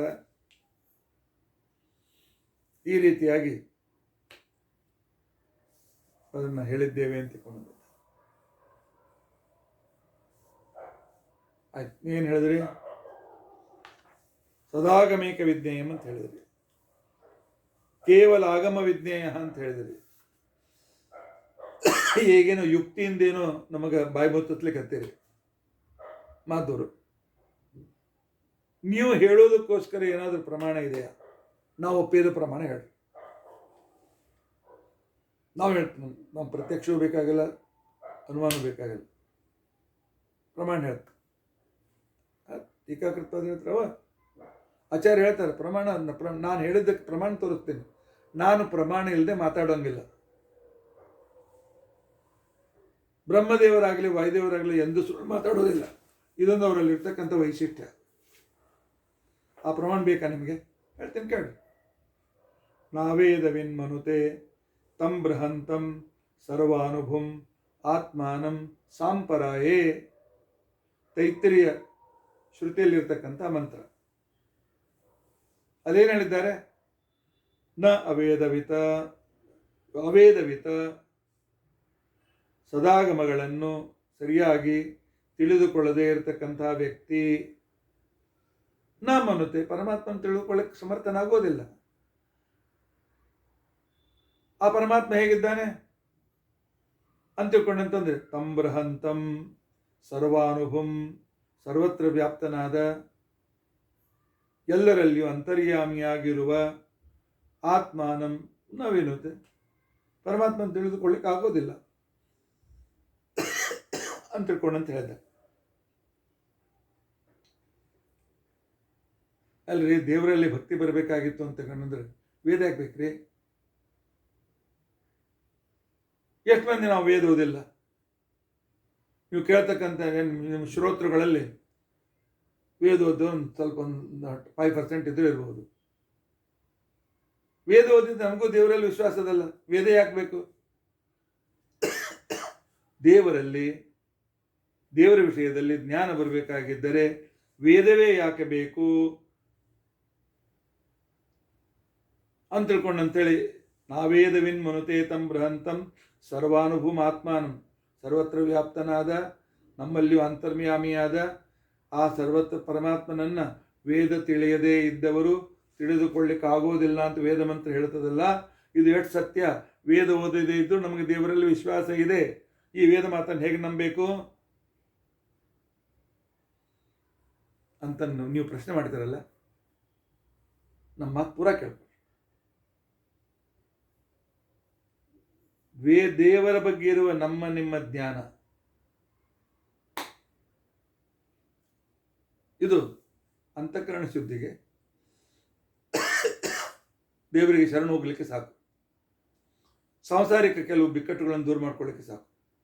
ಆದರೆ ಈ ಜ್ಞಾನ ಮೋಕ್ಷಕ್ಕೆ ಉಪಯೋಗ ಬೀಳೋದಿಲ್ಲ. ಅದಕ್ಕೆ ವೇದ ಮಂತ್ರ ಬಂದು ಹೇಳ್ತಾರೆ, ಸಾಂಪರಾಯೇ, ಮೋಕ್ಷಕ್ಕೆ ಬೇಕಾದ ಭಗವದ್ ವಿಷಯಕವಾದ ಜ್ಞಾನ ವೇದದ ಮುಖಾಂತರವೇ ಸಿಗ್ತದೆ ಹೊರತು ಬೇರೆ ಗ್ರಂಥಗಳಿಂದ ಸಿಕ್ಕೋದಿಲ್ಲ ಅಂತ ಈ ಮಂತ್ರದ ಅಭಿಪ್ರಾಯ. ಹಾಗಾದರೆ ಏನು ನಿಮ್ಮ ಮಧ್ವಾಚಾರ್ಯರು ಯಾವುದನ್ನು ಅಭಿಪ್ರಾಯ ಹೇಳ್ಕೋತ ವೇದ ಅಧಿಕಾರ ಇಲ್ಲದೆ ಇರತಕ್ಕಂತಹ ಸ್ತ್ರೀ ಶೂದ್ರರು ಯಾರಿಗೂ ಮೋಕ್ಷ ಇಲ್ಲ ಅಂತ ಹೇಳ್ದಂಗೆ ಆಯ್ತಲ್ಲ. ನಾಳಿಂದ ಆಚಾರ್ಯ ನಿಮ್ಮ ಪ್ರವಚನಕ್ಕೆ ನಾವು ಹೇಗೆ ಬರಬೇಕು? ನಮ್ಮ ಹೆಣ್ಮಕ್ಳು ಮೋಕ್ಷ ಇಲ್ಲ ಅಂತ ತಿಳ್ಕೊಂಡಂತಂದ್ರೆ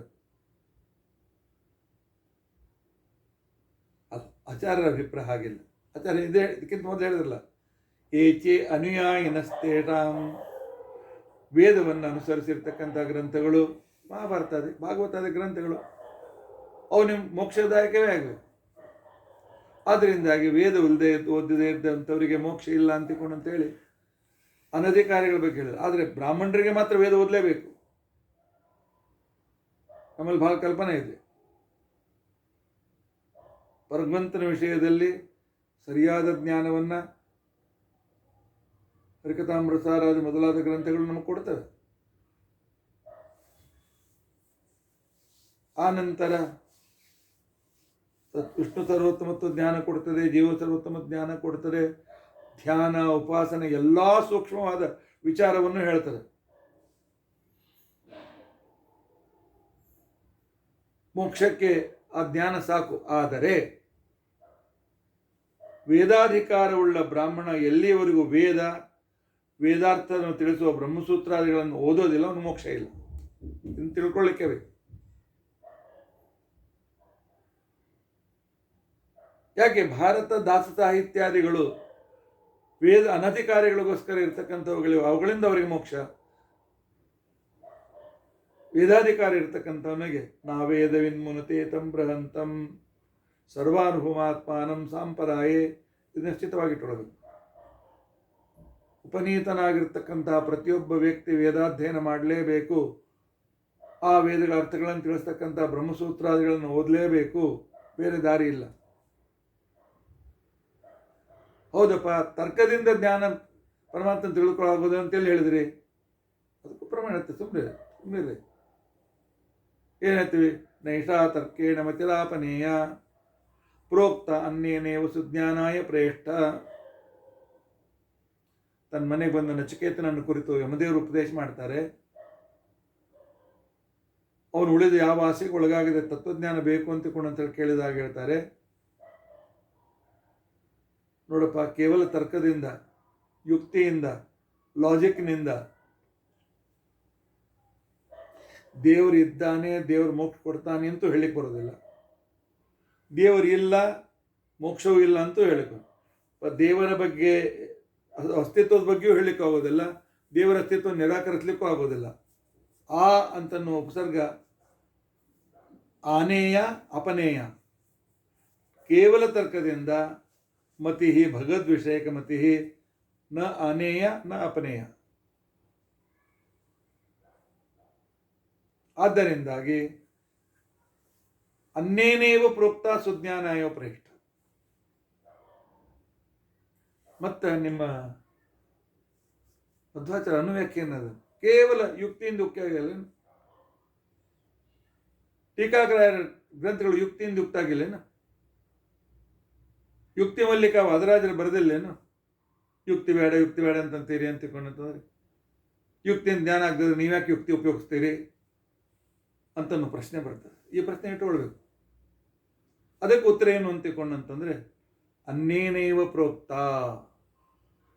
ಯಾರ ಯುಕ್ತಿ ಪ್ರಮಾಣ ಅಂತ ತಿಳ್ಕೊಳ್ಬೇಕು? ಯಾರಿಗೆ? ಅನ್ಯ, ಪರಮಾತ್ಮ ಸರ್ವೋತ್ತಮ, ಜೀವ ಬೇರೆ.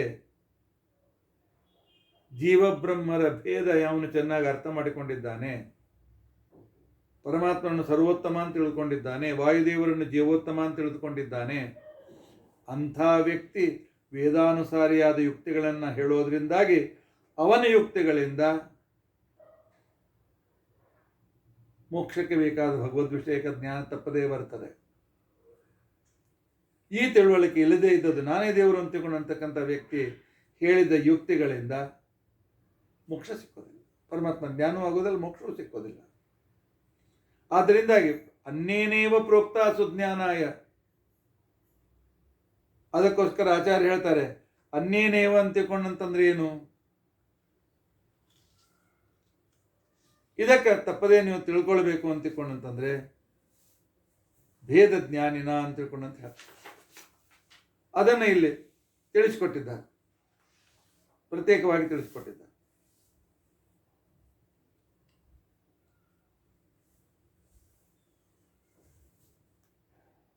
ಅನ್ನೇನೇವ ಜೀವೇಶ್ವರ ಜ್ಞಾನಿ ಮತ ಭಕ್ತಿಯುಕ್ತೇನ ಪ್ರೋಕ್ತ ವೇದ ಸಹಿತ ಯುಕ್ತಿಭಿಃ ವೇದೋಪದೇಶೈಃ ಉಕ್ತಾ ವಾಣಿ ಆ ಉಪದೇಶ ಸುಜ್ಞಾನಾಯ ಭಗವದ್ವಿಷಯಕ ಜ್ಞಾನಕ್ಕೆ ಅದು ಕಾರಣೀಭೂತ. ಆದ್ದರಿಂದ ಶುಷ್ಕ ತರ್ಕದಿಂದ, ಕೇವಲ ಅನುಮಾನದಿಂದ ಭಗವದ್ವಿಷಯಕವಾದ ತತ್ವಜ್ಞಾನ, ಮೋಕ್ಷಕ್ಕೆ ಬೇಕಾಗಿರ್ತಕ್ಕಂಥ ತತ್ವಜ್ಞಾನ ಸರ್ವಥಾ ಸಿಕ್ಕೋದಿಲ್ಲ. ಅಲ್ರಿ ಪ್ರತ್ಯಕ್ಷವಾದಿಗಳಿದ್ದಾರಲ್ಲ, ಸಂಪೂರ್ಣ ಪ್ರಕೃತಿ ಪ್ರಮಾಣ ಅಂತ ಹೇಳ್ತಕ್ಕಂಥವ್ರು ಇದ್ದಾರಲ್ಲ, ಪ್ರತ್ಯಕ್ಷ ಸಾಕು, ಅವರಿಗೂ ಕೂಡ ವೇದ ಹೇಳ್ತದೆ ನ ಇಂದ್ರಿಯಾಣಿ, ಪ್ರತ್ಯಕ್ಷದಿಂದ ಪರಮಾತ್ಮನನ್ನ ಪೂರ್ತಿಯಾಗಿ ತಿಳಿದುಕೊಳ್ಳಿಕ್ಕಾಗೋದಿಲ್ಲ, ಸರಿಯಾಗಿ ಪೂರ್ತಿಯಾಗಿ ಯಾರು ತಿಳ್ಕೊಳ್ಳಿಕ್ಕೆ ಮಾತು ಬೇರೆ, ಸರಿಯಾಗಿ ತಿಳಿದುಕೊಳ್ಳಿಕ್ಕಾಗೋದಿಲ್ಲ. ನ ಅನುಮಾನಂ, ಅನುಮಾನವು ಕೂಡ, ಲಾಜಿಕ್ ಕೂಡ ಪರಮಾತ್ಮನನ್ನ ಸರಿಯಾಗಿ ತಿಳಿಸ್ಲಿಕ್ಕೆ, ಯಥಾರ್ಥವಾಗಿ ತಿಳಿಸ್ಲಿಕ್ಕೆ ಸಮರ್ಥವಾಗುವುದಿಲ್ಲ. ವೇದಾಹಿ ಏವ ಏನಂ ವೇದಯಂತಿ, ವೇದಗಳೇ ಮಾತ್ರ ಇವುಗಳನ್ನು ತಿಳಿಸಿಕೊಡ್ತವೆ. ವೇದಾಹಿ ಏನಂ ವೇದಯಂತಿ, ವೇದಗಳು ಮಾತ್ರ ಪರಮಾತ್ಮನನ್ನ ತಿಳಿಸಿಕೊಡ್ಲಿಕ್ಕೆ ಸಮರ್ಥವಾಗಿವೆ. ತಸ್ಮಾದ್ ಆಹು ವೇದ, ಇವು ತಿಳಿಸಿಕೊಡ್ತೇವೆ ಅಂತ ತಿಳ್ಕೊಂಡಂತೇಳಿ ಇವುಗಳಿಗೆ ವೇದ ಅಂತ ಕರೀತಾರೆ.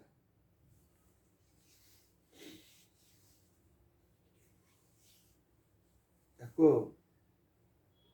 ಈ ವೇದ ಮಂತ್ರದ ವಿವರಣೆ ಅಷ್ಟು ಸರಿ ಕಾಣುತ್ತೆ. ತಿಳಿಸಿಕೊಡೋದು ಇಂದ್ರಿಯದ ಕೆಲಸ ಅಲ್ಲೇನು? ಇಂದ್ರಿಯಗಳು ತಿಳಿಸ್ಕೊಡ್ತವೆ. ಇಂದ್ರಿಯ ಮನಸ್ ಸಂಯೋಗ, ಇಂದ್ರಿಯ ವಿಷಯ ಸಂಯೋಗ, ಇವು ಕೂಡ ನಮಗೆ ತಿಳಿಸ್ಕೊಡ್ತವೆ. ಮಹಾಭಾರತ ತಿಳಿಸ್ಕೊಡ್ತದೆ.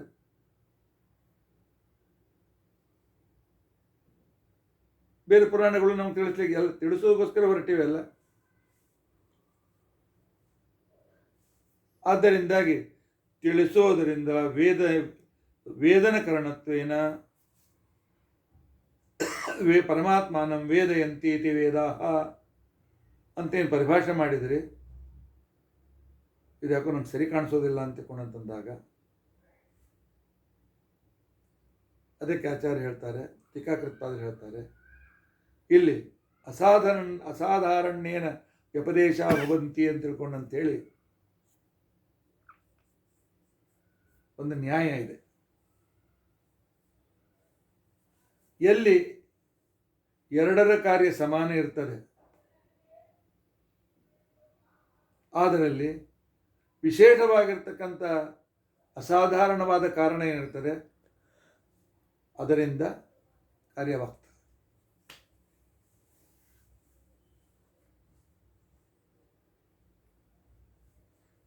ಹಾಸ್ಪಿಟಲ್ನಲ್ಲಿ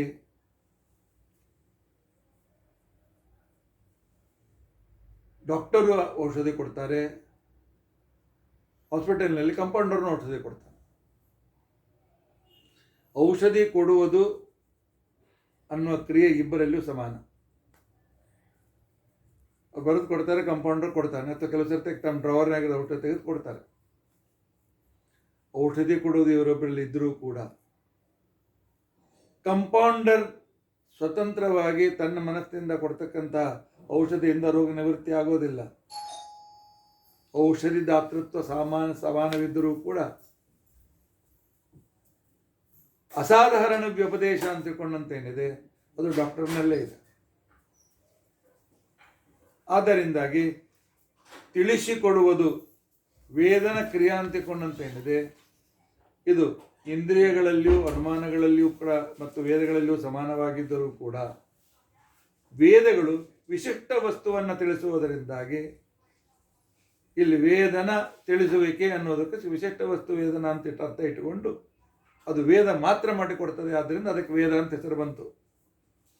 ಅದಕ್ಕೋಸ್ಕರ ಅಸಾಧಾರಣ್ಯನೇ ಉಪದೇಶ ಅನ್ನೋ ನ್ಯಾಯದಿಂದ ವೇದನ ಕರಣತ್ವೇನ ಅಥವಾ ಪರಮಾತ್ಮನ ವೇದಯಂತಿ ವೇದಾಹ ಅಂತ ಹೆಸರು ಬಂತು. ನೆನಪೇ ಇಟ್ಕೊಳ್ಳಿ. ಟೀಕಾಕೃತ್ಪಾದರು ಇದ್ದುದಿಲ್ಲ ಅಂದ್ರೆ ನಮಗೆ ಸಹಾಯ ಆಗ್ತಿರ್ತದೆ. ಇಷ್ಟು ನಾವು ಸರಿಯಾಗಿ ತಿಳಿದುಕೊಳ್ಳಿಕ್ಕೆ ಆಗ್ತಿರ್ತೇನೆ. ಈ ಮೂರು ಶ್ರುತಿಗಳನ್ನು ನೆನಪಿಟ್ಕೊಳ್ಳೋದು. ನಾವೇದವೆನ್ಮನುತೆ ತಂ ಬೃಹಂತಂ ಸರ್ವಾನುಭಮಾತ್ಮಾನಂ ಸಾಂಪರಾಯೇ. ಉಳಿದ ಗ್ರಂಥಗಳು ಪರಮಾತ್ಮನ ಬಗ್ಗೆ ಸಾಮಾನ್ಯವಾಗಿ ತಿಳಿಸಿಕೊಟ್ಟರೂ ಕೂಡ ಆ ಗ್ರಂಥಗಳ ಜ್ಞಾನ ಮೋಕ್ಷಕ್ಕೋಸ್ಕರ ಉಪಯೋಗಕ್ಕೆ ಬೀಳೋದಿಲ್ಲ. ವೇದಗಳಿಂದ ಬಂದಿರತಕ್ಕಂಥ ಜ್ಞಾನವೇ ಮೋಕ್ಷಕ್ಕೆ ಕಾರಣವಾಗ್ತದೆ ಅಂತನ್ನುವ ಮೊದಲನೇ ಪ್ರಮಾಣ. ಕೇವಲ ಶುಷ್ಕ ತರ್ಕದಿಂದ ಪರಮಾತ್ಮನ ತಿಳಿಸ್ಲಿಕ್ಕೆ ಆಗೋದಿಲ್ಲ.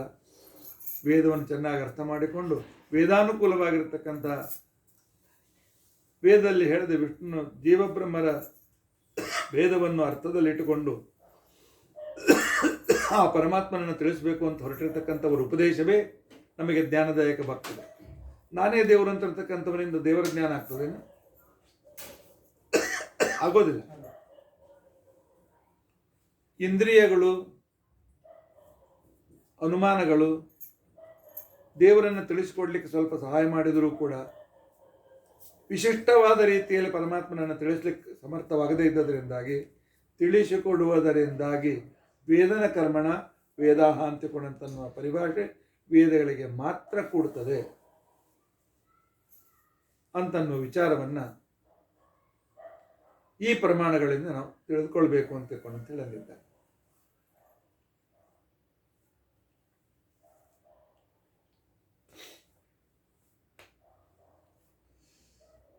ನಿಮ್ಮ ಮಧ್ವಾಚಾರ್ಯ ಸ್ವಲ್ಪ ಕನ್ಫ್ಯೂಷನ್ ಮಾಡ್ತಾರೆ.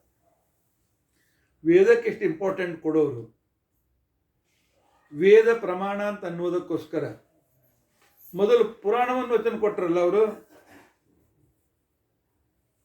ಬ್ರಹ್ಮಾಂಡ ಪುರಾಣದಲ್ಲಿ ಬಂದಿರತಕ್ಕಂತಹ ಪುರಾಣವನ್ನು ನಮಗೆ ಪ್ರಮಾಣ ಕೊಟ್ಟರು. ಏನು?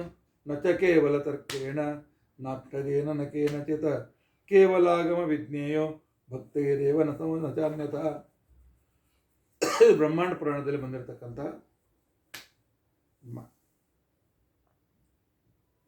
ವೇದಕ್ಕಿಂತ ಮೊದಲು ಪುರಾಣ ಇಂಪಾರ್ಟೆನ್ಸ್ ಕೊಟ್ಟರು ಮಧ್ವಾಚಾರ್ಯರು. ಹಾಗಾದ್ರೆ ಪುರಾಣ ಶ್ರೇಷ್ಠ. ನಂತರ ನಂಬರ್ 2 ಸೆಕೆಂಡರಿ ಈ ವೇದಗಳ ಪ್ರಮಾಣ ಕೊಟ್ಟರು 3: ತೈತ್ತಿರೀಯ ಶ್ರುತಿ, ಕಠಶ್ರುತಿ, ವಿಫಲಾದ ಶ್ರುತಿಯ ಇದನ್ನು ಕೊಟ್ಟರು ಅವರು ನಮ್ಗೆ. ಯಾವುದಂತ ತಿಳ್ಕೊಬೇಕು? ಅದು ಮೊದಲು ಹೇಳಿದ್ದಕ್ಕೆ ಶ್ರೇಷ್ಠ ಅಂತ ತಿಳ್ಕೊಳ್ಬೇಕು, ಕೊನೆಗೆ ಹೇಳಿದ ಶ್ರೇಷ್ಠ ಅಂತ ತಿಳ್ಕೊಳ್ಬೇಕು. ಈ ಸಮಸ್ಯೆ ಬಂದಾಗ ನಮಗೆ ಟೀಕಾಕೃತ್ಪಾದರು ಸಹಾಯಕ್ಕೆ ಬರ್ತಾರೆ. ಟೀಕಾಕೃತ್ಪಾದ ಹೇಳ್ತಾರೆ, ಏನು ಕನ್ಫ್ಯೂಷನ್ ಮಾಡ್ಕೋಬೇಡಿ. ವಿವಕ್ಷಿತಸ್ಯ ಸರ್ವಸ್ಯಾಪಿ ಅರ್ಥಸ್ಯ ಪ್ರತಿಪಾದನಾತ್. ಇಲ್ಲಿ ಏನು ಹೇಳಬೇಕಾಗಿದೆ? ವೇದಗಳು ಪ್ರಮುಖ ಪ್ರಮಾಣ. ಅನುಮಾನ ವೇದ ಸಹಾಯ ಇಲ್ಲದೆ ಇದ್ರೆ ಪ್ರಮಾಣ ಅಲ್ಲ. ಪ್ರತ್ಯಕ್ಷ ಅಂತೂ ಪರಮಾತ್ಮನ ತಿಳಿಸೋದಿಲ್ಲ. 3 ವಿಷಯಗಳು ಇಲ್ಲಿ ಚರ್ಚೆಗೆ ಬಂದಿವೆ. ಈ 3 ವಿಷಯಗಳನ್ನು ಪುರಾಣದ ವಾಕ್ಯದಲ್ಲಿದೆ. ನಚ ಕೇವಲ ತರ್ಕೇನ ನ ಅಕ್ಷಜೇನ ಕೇವಲಾಗಮ ವಿಜ್ಞೇಯ ಭಕ್ತೈರೇವ ನ ಸಂಶಯ. 3 ವಿಷಯ ಬಂದದ್ರಿಂದ ಮೊದಲು ಅದನ್ನು ಹೇಳಿದ್ರು. ಆದರೆ ವೇದದ ಪ್ರಮಾಣಗಳೇನು ಮಾಡ್ತವೆ ಅಂತಕೊಂಡಂತಂದ್ರೆ, ತೈತ್ತರೀಯ ಶ್ರುತಿ ಹೇಳ್ತಾರೆ ವೇದದಿಂದಲೇ ಪರಮಾತ್ಮನನ್ನ ಮೋಕ್ಷಕ್ಕೆ ಬೇಕಾದ ಜ್ಞಾನ ವೇದದಿಂದಲೇ ಸಿಗ್ತದೆ ಅಂತ ಈ ಶ್ರುತಿ ಹೇಳ್ತದೆ. ಇಲ್ಲಿ ಅದು ಅನುಮಾನ ತರ್ಕದ ಬಗ್ಗೆ ವಿಚಾರ ಮಾಡಂಗಿಲ್ಲ. ಉಪಲಕ್ಷಣತೆ ಆಯ್ತು ತೆಗೆದುಕೊಳ್ಳಿಕ್ಕೆ ಬರುತ್ತೆ, ಆ ಮಾತು ಬೇರೆ. ಇನ್ನು ಕಠೋಪನಿಷತ್ತಿನ ಶ್ರುತಿಯನ್ನು ಹೇಳ್ತಾರೆ, ನೈಷಾ ತರ್ಕೇಣ ಮತಿರಾಪನೆಯ, ಅನುಮಾನದಿಂದ ಪರಮಾತ್ಮನ ಜ್ಞಾನ ಆಗೋದಿಲ್ಲ ಅಂತ ಮಾತಾಡ್ತಾರೆ. 3ನೇದ್ದು ವಿಫಲಾದ ಶ್ರುತಿ, ಪ್ರತ್ಯಕ್ಷದಿಂದ ಪರಮಾತ್ಮ ಅಂತೇಳಿ ಪ್ರತ್ಯಕ್ಷ ಅನುಮಾನ ಅಂತೇಳಿ ಆಗಲ್ಲ ಅಂತಂತ. ಆದರೆ 3ಗಳ ಸೇರಿದಾಗ ಏನರ್ಥ ಆಗ್ತದೆ? ಪ್ರತ್ಯಕ್ಷಗಳು ಪರಮಾತ್ಮನ ತಿಳಿಸ್ಕೊಡ್ಲಿಕ್ಕೆ ಆಗೋದಿಲ್ಲ, ತರ್ಕ ಲಾಜಿಕ್ ಪರಮಾತ್ಮನ ತಿಳಿಸ್ಕೊಡ್ಲಿಕ್ಕೆ ಆಗೋದಿಲ್ಲ, ವೇದಗಳೇ ಮಾತ್ರ ಮೋಕ್ಷಕ್ಕೆ ಬೇಕಾದ ಜ್ಞಾನವನ್ನು ಕೊಡ್ತವೆ. 3ನ್ನು ಸೇರಿಸಿದಾಗ ಈ 3 ವಿಷಯ ಬರ್ತದೆ. ಆದರೆ 3 ವಿಷಯಗಳನ್ನು ಏಕಕಾಲದಲ್ಲಿ ಪೂರ್ತಿ ಅಭಿಪ್ರಾಯವನ್ನು ತಿಳಿಸ್ಲಿಕ್ಕೆ ಹೇಳಿದ್ರಿಂದಾಗ ಆಚಾರ್ಯರು ಮೊದಲು ಹೇಳಿದ್ದಾರೆ ಹೊರತು ಮೊದಲು ಹೇಳಿದ್ದಾರೆ ಅಂತ ಹೇಳಿ ಅದಕ್ಕೆ ಇಂಪಾರ್ಟೆನ್ಸ್ ಕೊಡೋ ಅವಶ್ಯಕತೆ ಇಲ್ಲ. ಅಂದರೆ ವೇದಕ್ಕಿಂತ ಹೆಚ್ಚು ಇಂಪಾರ್ಟೆನ್ಸ್ ಕೊಡಬಾರ್ದು. ಅದು ಇಂಪಾರ್ಟೆಂಟೇ ಇದೆ, ಆ ಮಾತು ತಪ್ಪು ಹೇಳಿದೆ ನಾನು. ಅದು ವೇದಗಳಿಗಿಂತ ಶ್ರೇಷ್ಠ ಅಂತ ಹೇಳಿಕ್ಕಾಗೋದಿಲ್ಲ ಪುರಾಣಗಳು. ಆದ್ದರಿಂದ ಪರಮ ಪ್ರಮಾಣಗಳು ವೇದಗಳು. ಅದಕ್ಕೆ ಟೀಕಾಕೃತ್ಪಾದರ ವಾಕ್ಯ ನೋಡಿ, ವಿವಕ್ಷಿತಸ್ಯ ಸರ್ವಸ್ಯಾಪಿ ಅರ್ಥಸ್ಯ ಪ್ರತಿಪಾದನಾತ್. ನಮಗೆ ಬೇಕಾದ ವಿಷಯಗಳು ಪ್ರತ್ಯಕ್ಷವಾಗಲಿ ಅನುಮಾನವಾಗಲಿ ಭಗವದ್ ವಿಷಯಕವಾದ ಮೋಕ್ಷದಾಯಕವಾದ ಜ್ಞಾನ ಕೊಡೋದಿಲ್ಲ, ವೇದಗಳು ಮಾತ್ರ ಕೊಡಬೇಕಾಗಿದೆ ಅಂತ ನಮಗೆ ಹೇಳಬೇಕಾಗಿದೆ. ಅದನ್ನು ಮೂರು ವಿಷಯವನ್ನು ಏಕಕಡೆಯಲ್ಲಿ ಸಂಗ್ರಹ ಮಾಡಿ ಹೇಳ್ತದೆ ಪುರಾಣ ವಾಕ್ಯ.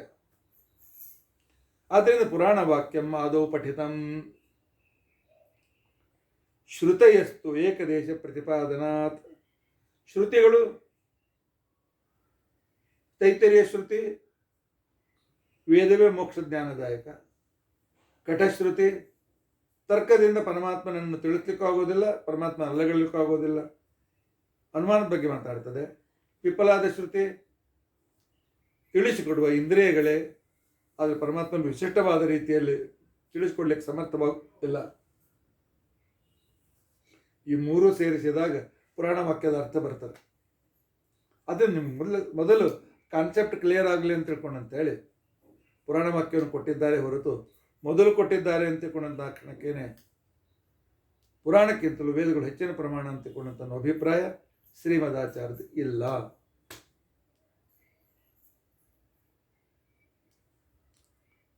ಒಂದು ಸಲ ಅಲ್ಲ, ಎರಡೆರಡು ಸಲ, ಮೂರು ಸಲ ಕೇಳಿ ಪಾಯಿಂಟ್ಸ್ಗಳನ್ನು ಮಾಡಿಕೊಳ್ಳಿ. ಎಷ್ಟು ಸರಿಯಾದ ಕ್ರಮದಲ್ಲಿ ಆಚಾರ್ಯರು ನಮಗೆ ಮಾರ್ಗದರ್ಶನ ಮಾಡ್ತಾರೆ. ಅವರ ಮಾತಿನ ಹಾರ್ದ್ರವನ್ನು ನಮಗೆ ತಿಳಿಸಿ ಹೇಳ್ತಾರೆ ಟೀಕಾಕೃತ್ಪಾದರು. ಈ ಟೀಕಾಕೃತ್ಪಾದರ ಹಾರ್ದ್ರವನ್ನು ಹೇಳ್ತಕ್ಕಂಥವ್ರು ರಾಘವೇಂದ್ರ ಸ್ವಾಮಿಗಳು, ಶ್ರೀನಿವಾಸ ತೀರ್ಥರು ಇತ್ಯಾದಿಗಳಿದ್ದಾರೆ.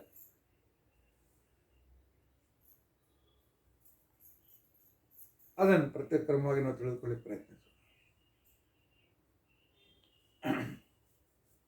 ಅವಾಗ ಬೌದ್ಧರು ಬರ್ತಾರೆ. ಬುದ್ಧ ಪಂಡಿತ ಬಂದು ಕೂಡ್ತಾನೆ. ಏನು ಹೇಳಿದ್ರಿ? ವೇದ ಪ್ರಮಾಣ ಪರಮ ಪ್ರಮಾಣ ಅಂತ ಹೇಳ್ತೀರಾ? ನಾವು ವೇದ ಒಪ್ಪಂಗಿಲ್ಲ.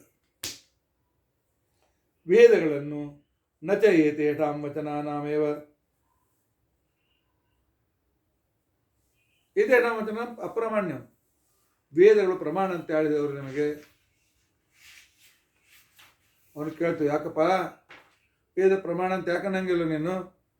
ಕಾರಣ ಕೊಡ್ತೀನಿ ಕೇಳ್ರಿ. 1 ಗಂಟೆ ಮುಗಿತೈತಲ್ಲ ನಾಳಿನ ದಿವಸ. ಆ ವೇದಗಳು ಅಪ್ರಮಾಣ ಅಂತ ಅನ್ನೋದಕ್ಕೋಸ್ಕರ ಪ್ರತಿವಾದಿಗಳು ಕೊಟ್ಟಿರ್ತಕ್ಕಂತಹ ಪ್ರಮಾಣಗಳು, ಪ್ರಶ್ನೆಗಳು, ಅದಕ್ಕೆ ಎಷ್ಟು ಸುಲಭವಾದ ಸರಿಯಾದ ರೀತಿಯಿಂದ ಟೀಕಾಕೃತ್ಪಾದರು ಆಚಾರ್ಯರು ಉತ್ತರ ಕೊಡ್ತಾರೆ. ಯಾಕೆ ನಾವು ವೇದ ಪ್ರಾಮಾಣ್ಯವಾದಿಗಳಾದ್ದರಿಂದಾಗಿ ಈ ವಿಷಯವನ್ನು ನಾವು ತಪ್ಪದೇ ತಿಳಿದುಕೊಳ್ಬೋಣ. ಮಧ್ವಾಚಾರ್ಯ ಉಪಕಾರ ಎಷ್ಟಿದೆ. ಮಂಗಲಾಚರಣೆ ನಿಮಗೋಸ್ಕರ ಬೇಕೋ ಮಾಡ್ಕೊಳ್ರಪ್ಪ, ಅದನ್ನು ನಾನು ನಿಮಗೆ ಕಲಿಸ್ಕೊಡ್ತೀನಿ ಅಂತಂದರು. ಪರಮುಖ್ಯ ಪ್ರತಿಪಾದ್ಯ ಪರಮಾತ್ಮನೇ ಅಂತ ಹೇಳಿದರು. ಅವನೇ ಸರ್ವೋತ್ತಮ ಅಂತ ಹೇಳಿಕೊಟ್ರು. ಅವನೇ ಸಕಲ ವೇದ ಪ್ರತಿಪಾದ್ಯ ಅಂತ ಹೇಳಿದರು. ಆ ನಂತರ ಗ್ರಂಥಕ್ಕೆ ಅನುಬಂಧ ಚತುಷ್ಟಯ ಅಂತಿದೆ ಅಂತ ತಿಳ್ಕೊಂಡು ಹೇಳಿದರು. ಆ ನಂತರ ನಾನು ಮಾಡುವ ಪ್ರತಿಪಾದನೆ ಪಂಡಿತರಿಗೆ ಜ್ಞಾನಿಗಳಿಗೆ ಸಮ್ಮತ ಅಂತ ತಿಳ್ಕೊಂಡು ಹೇಳಿದರು. ತಾವು ಹೇಳಿದ್ದಕ್ಕೋಸ್ಕರ ಪ್ರಮಾಣ ಕೊಟ್ಟರು. ಆ ಪ್ರಮಾಣವನ್ನು ಸಿದ್ಧ ಮಾಡತಕ್ಕಂಥ ವೇದ ಪ್ರಮಾಣಗಳನ್ನು ಕೂಡ ತೋರಿಸಿಕೊಟ್ರು.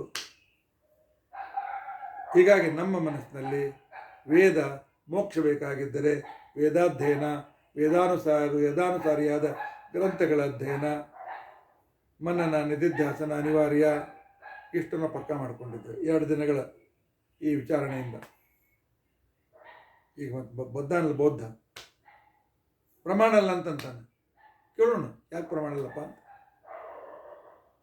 ಅವನು ತೋರಿಸಿದ ಸಂಶಯಗಳು, ಪ್ರಮಾಣಗಳು, ಅವನು ಪ್ರಶ್ನೆಗಳಿಗೆ ನಮ್ಮ ಟೀಕಾಕೃತ್ಪಾದರು ಆಚಾರ್ಯರು ಹೇಗೆ ಸುಲಭವಾಗಿ ಉತ್ತರವನ್ನು ಕೊಟ್ಟು ಅವರಲ್ಲಿದ್ದ ನ್ಯೂನತೆಗಳನ್ನು ತೋರಿಸಿಕೊಡ್ತಾರೆ ಅಂತ ಅನ್ನೋದನ್ನು ನಾಳಿನ ದಿವಸ ನಾವು ತಿಳಿದುಕೊಳ್ಳಿ ಪ್ರಯತ್ನಿಸೋಣ. ಇದು ಅಧ್ಯಕ್ಷತಾ ಪ್ರಸಕ್ತಿ. ಇದು ಶಾಸ್ತ್ರ ಗ್ರಂಥಗಳ ವಿಚಾರ ಕ್ರಮ. ಇದನ್ನು ತಿಳಿಲಾರ್ದೇನೆ, ಇದ್ರ ABCD ಗೊತ್ತಿಲ್ದಾರ್ದೇನೆ ಸಂಸ್ಕೃತ ಧರ್ಮಗ್ರಂಥ ಎಲ್ಲ ಅಂಧವಿಶ್ವಾಸ ಅಂತ ಅಂದ್ಬಿಡ್ತೀವಿ. ಅರೆ ವೇದ 4 ವೇದದಂತ ಅನ್ನೋದೇ ಗೊತ್ತಿರಂಗಿಲ್ಲ, ಆದರೂ ವೇದ ಪ್ರಮಾಣ ಅಲ್ಲ ಅಂತಕೊಂಡಂತಕ್ಕಂಥ ನಾವು ಮೂರ್ಖರು. ಈ ಮಾತಿಗೆ ಬೆಲೆ ಇದೆಯಾ? ಇಲ್ಲ. ನಮ್ಮ ಧರ್ಮ ಆಗಲಿ, ನಮ್ಮ ಸಿದ್ಧಾಂತ ಆಗಲಿ ಸೂಪರ್ಸ್ಟಿಷನ್ ಅಲ್ಲ. 100% ಸೈಂಟಿಫಿಕ್, 100% ಲಾಜಿಕಲ್. ಇದಕ್ಕಿಂತ ಏನು ಲಾಜಿಕಲ್ ಥಿಂಕಿಂಗ್ ಬೇಕು ನಿಮಗೆ? ಇನ್ನು ಮುಂದೆ ಹೋಗ್ರಿ ಗೊತ್ತಾಗ್ತದೆ ಎಷ್ಟು ಸೂಕ್ಷ್ಮವಾಗಿ ವಿಚಾರ ಮಾಡ್ತಾನೆ ಅಂತ ಅನ್ನೋದನ್ನು. ಅದನ್ನು ನಾಳಿನ ದಿವಸ ನಾವು ತಿಳ್ಕೊಳ್ಳೋ ಪ್ರಯತ್ನಿಸೋಣ. ಇತ್ಯಾದ್ಯ ಕಥಾ ಪ್ರಸಕ್ತಿ. ಹರೇ ರಾಮ ರಾಮ ರಾಮ ಹರೇ ಹರೇ, ಹರೇ ಕೃಷ್ಣ ಕೃಷ್ಣ ಕೃಷ್ಣ ಹರೇ ಹರೇ. ಉಗ್ರಂ ವೀರಂ ಮಹಾವಿಷ್ಣುಂ ಜ್ವಲಂತಂ ಸರ್ವತೋಮುಖಂ ನೃಸಿಂಹಂ ಭೀಷಣಂ ಭದ್ರಂ ಮೃತ್ಯುಂ ನಮಾಮ್ಯಹಂ.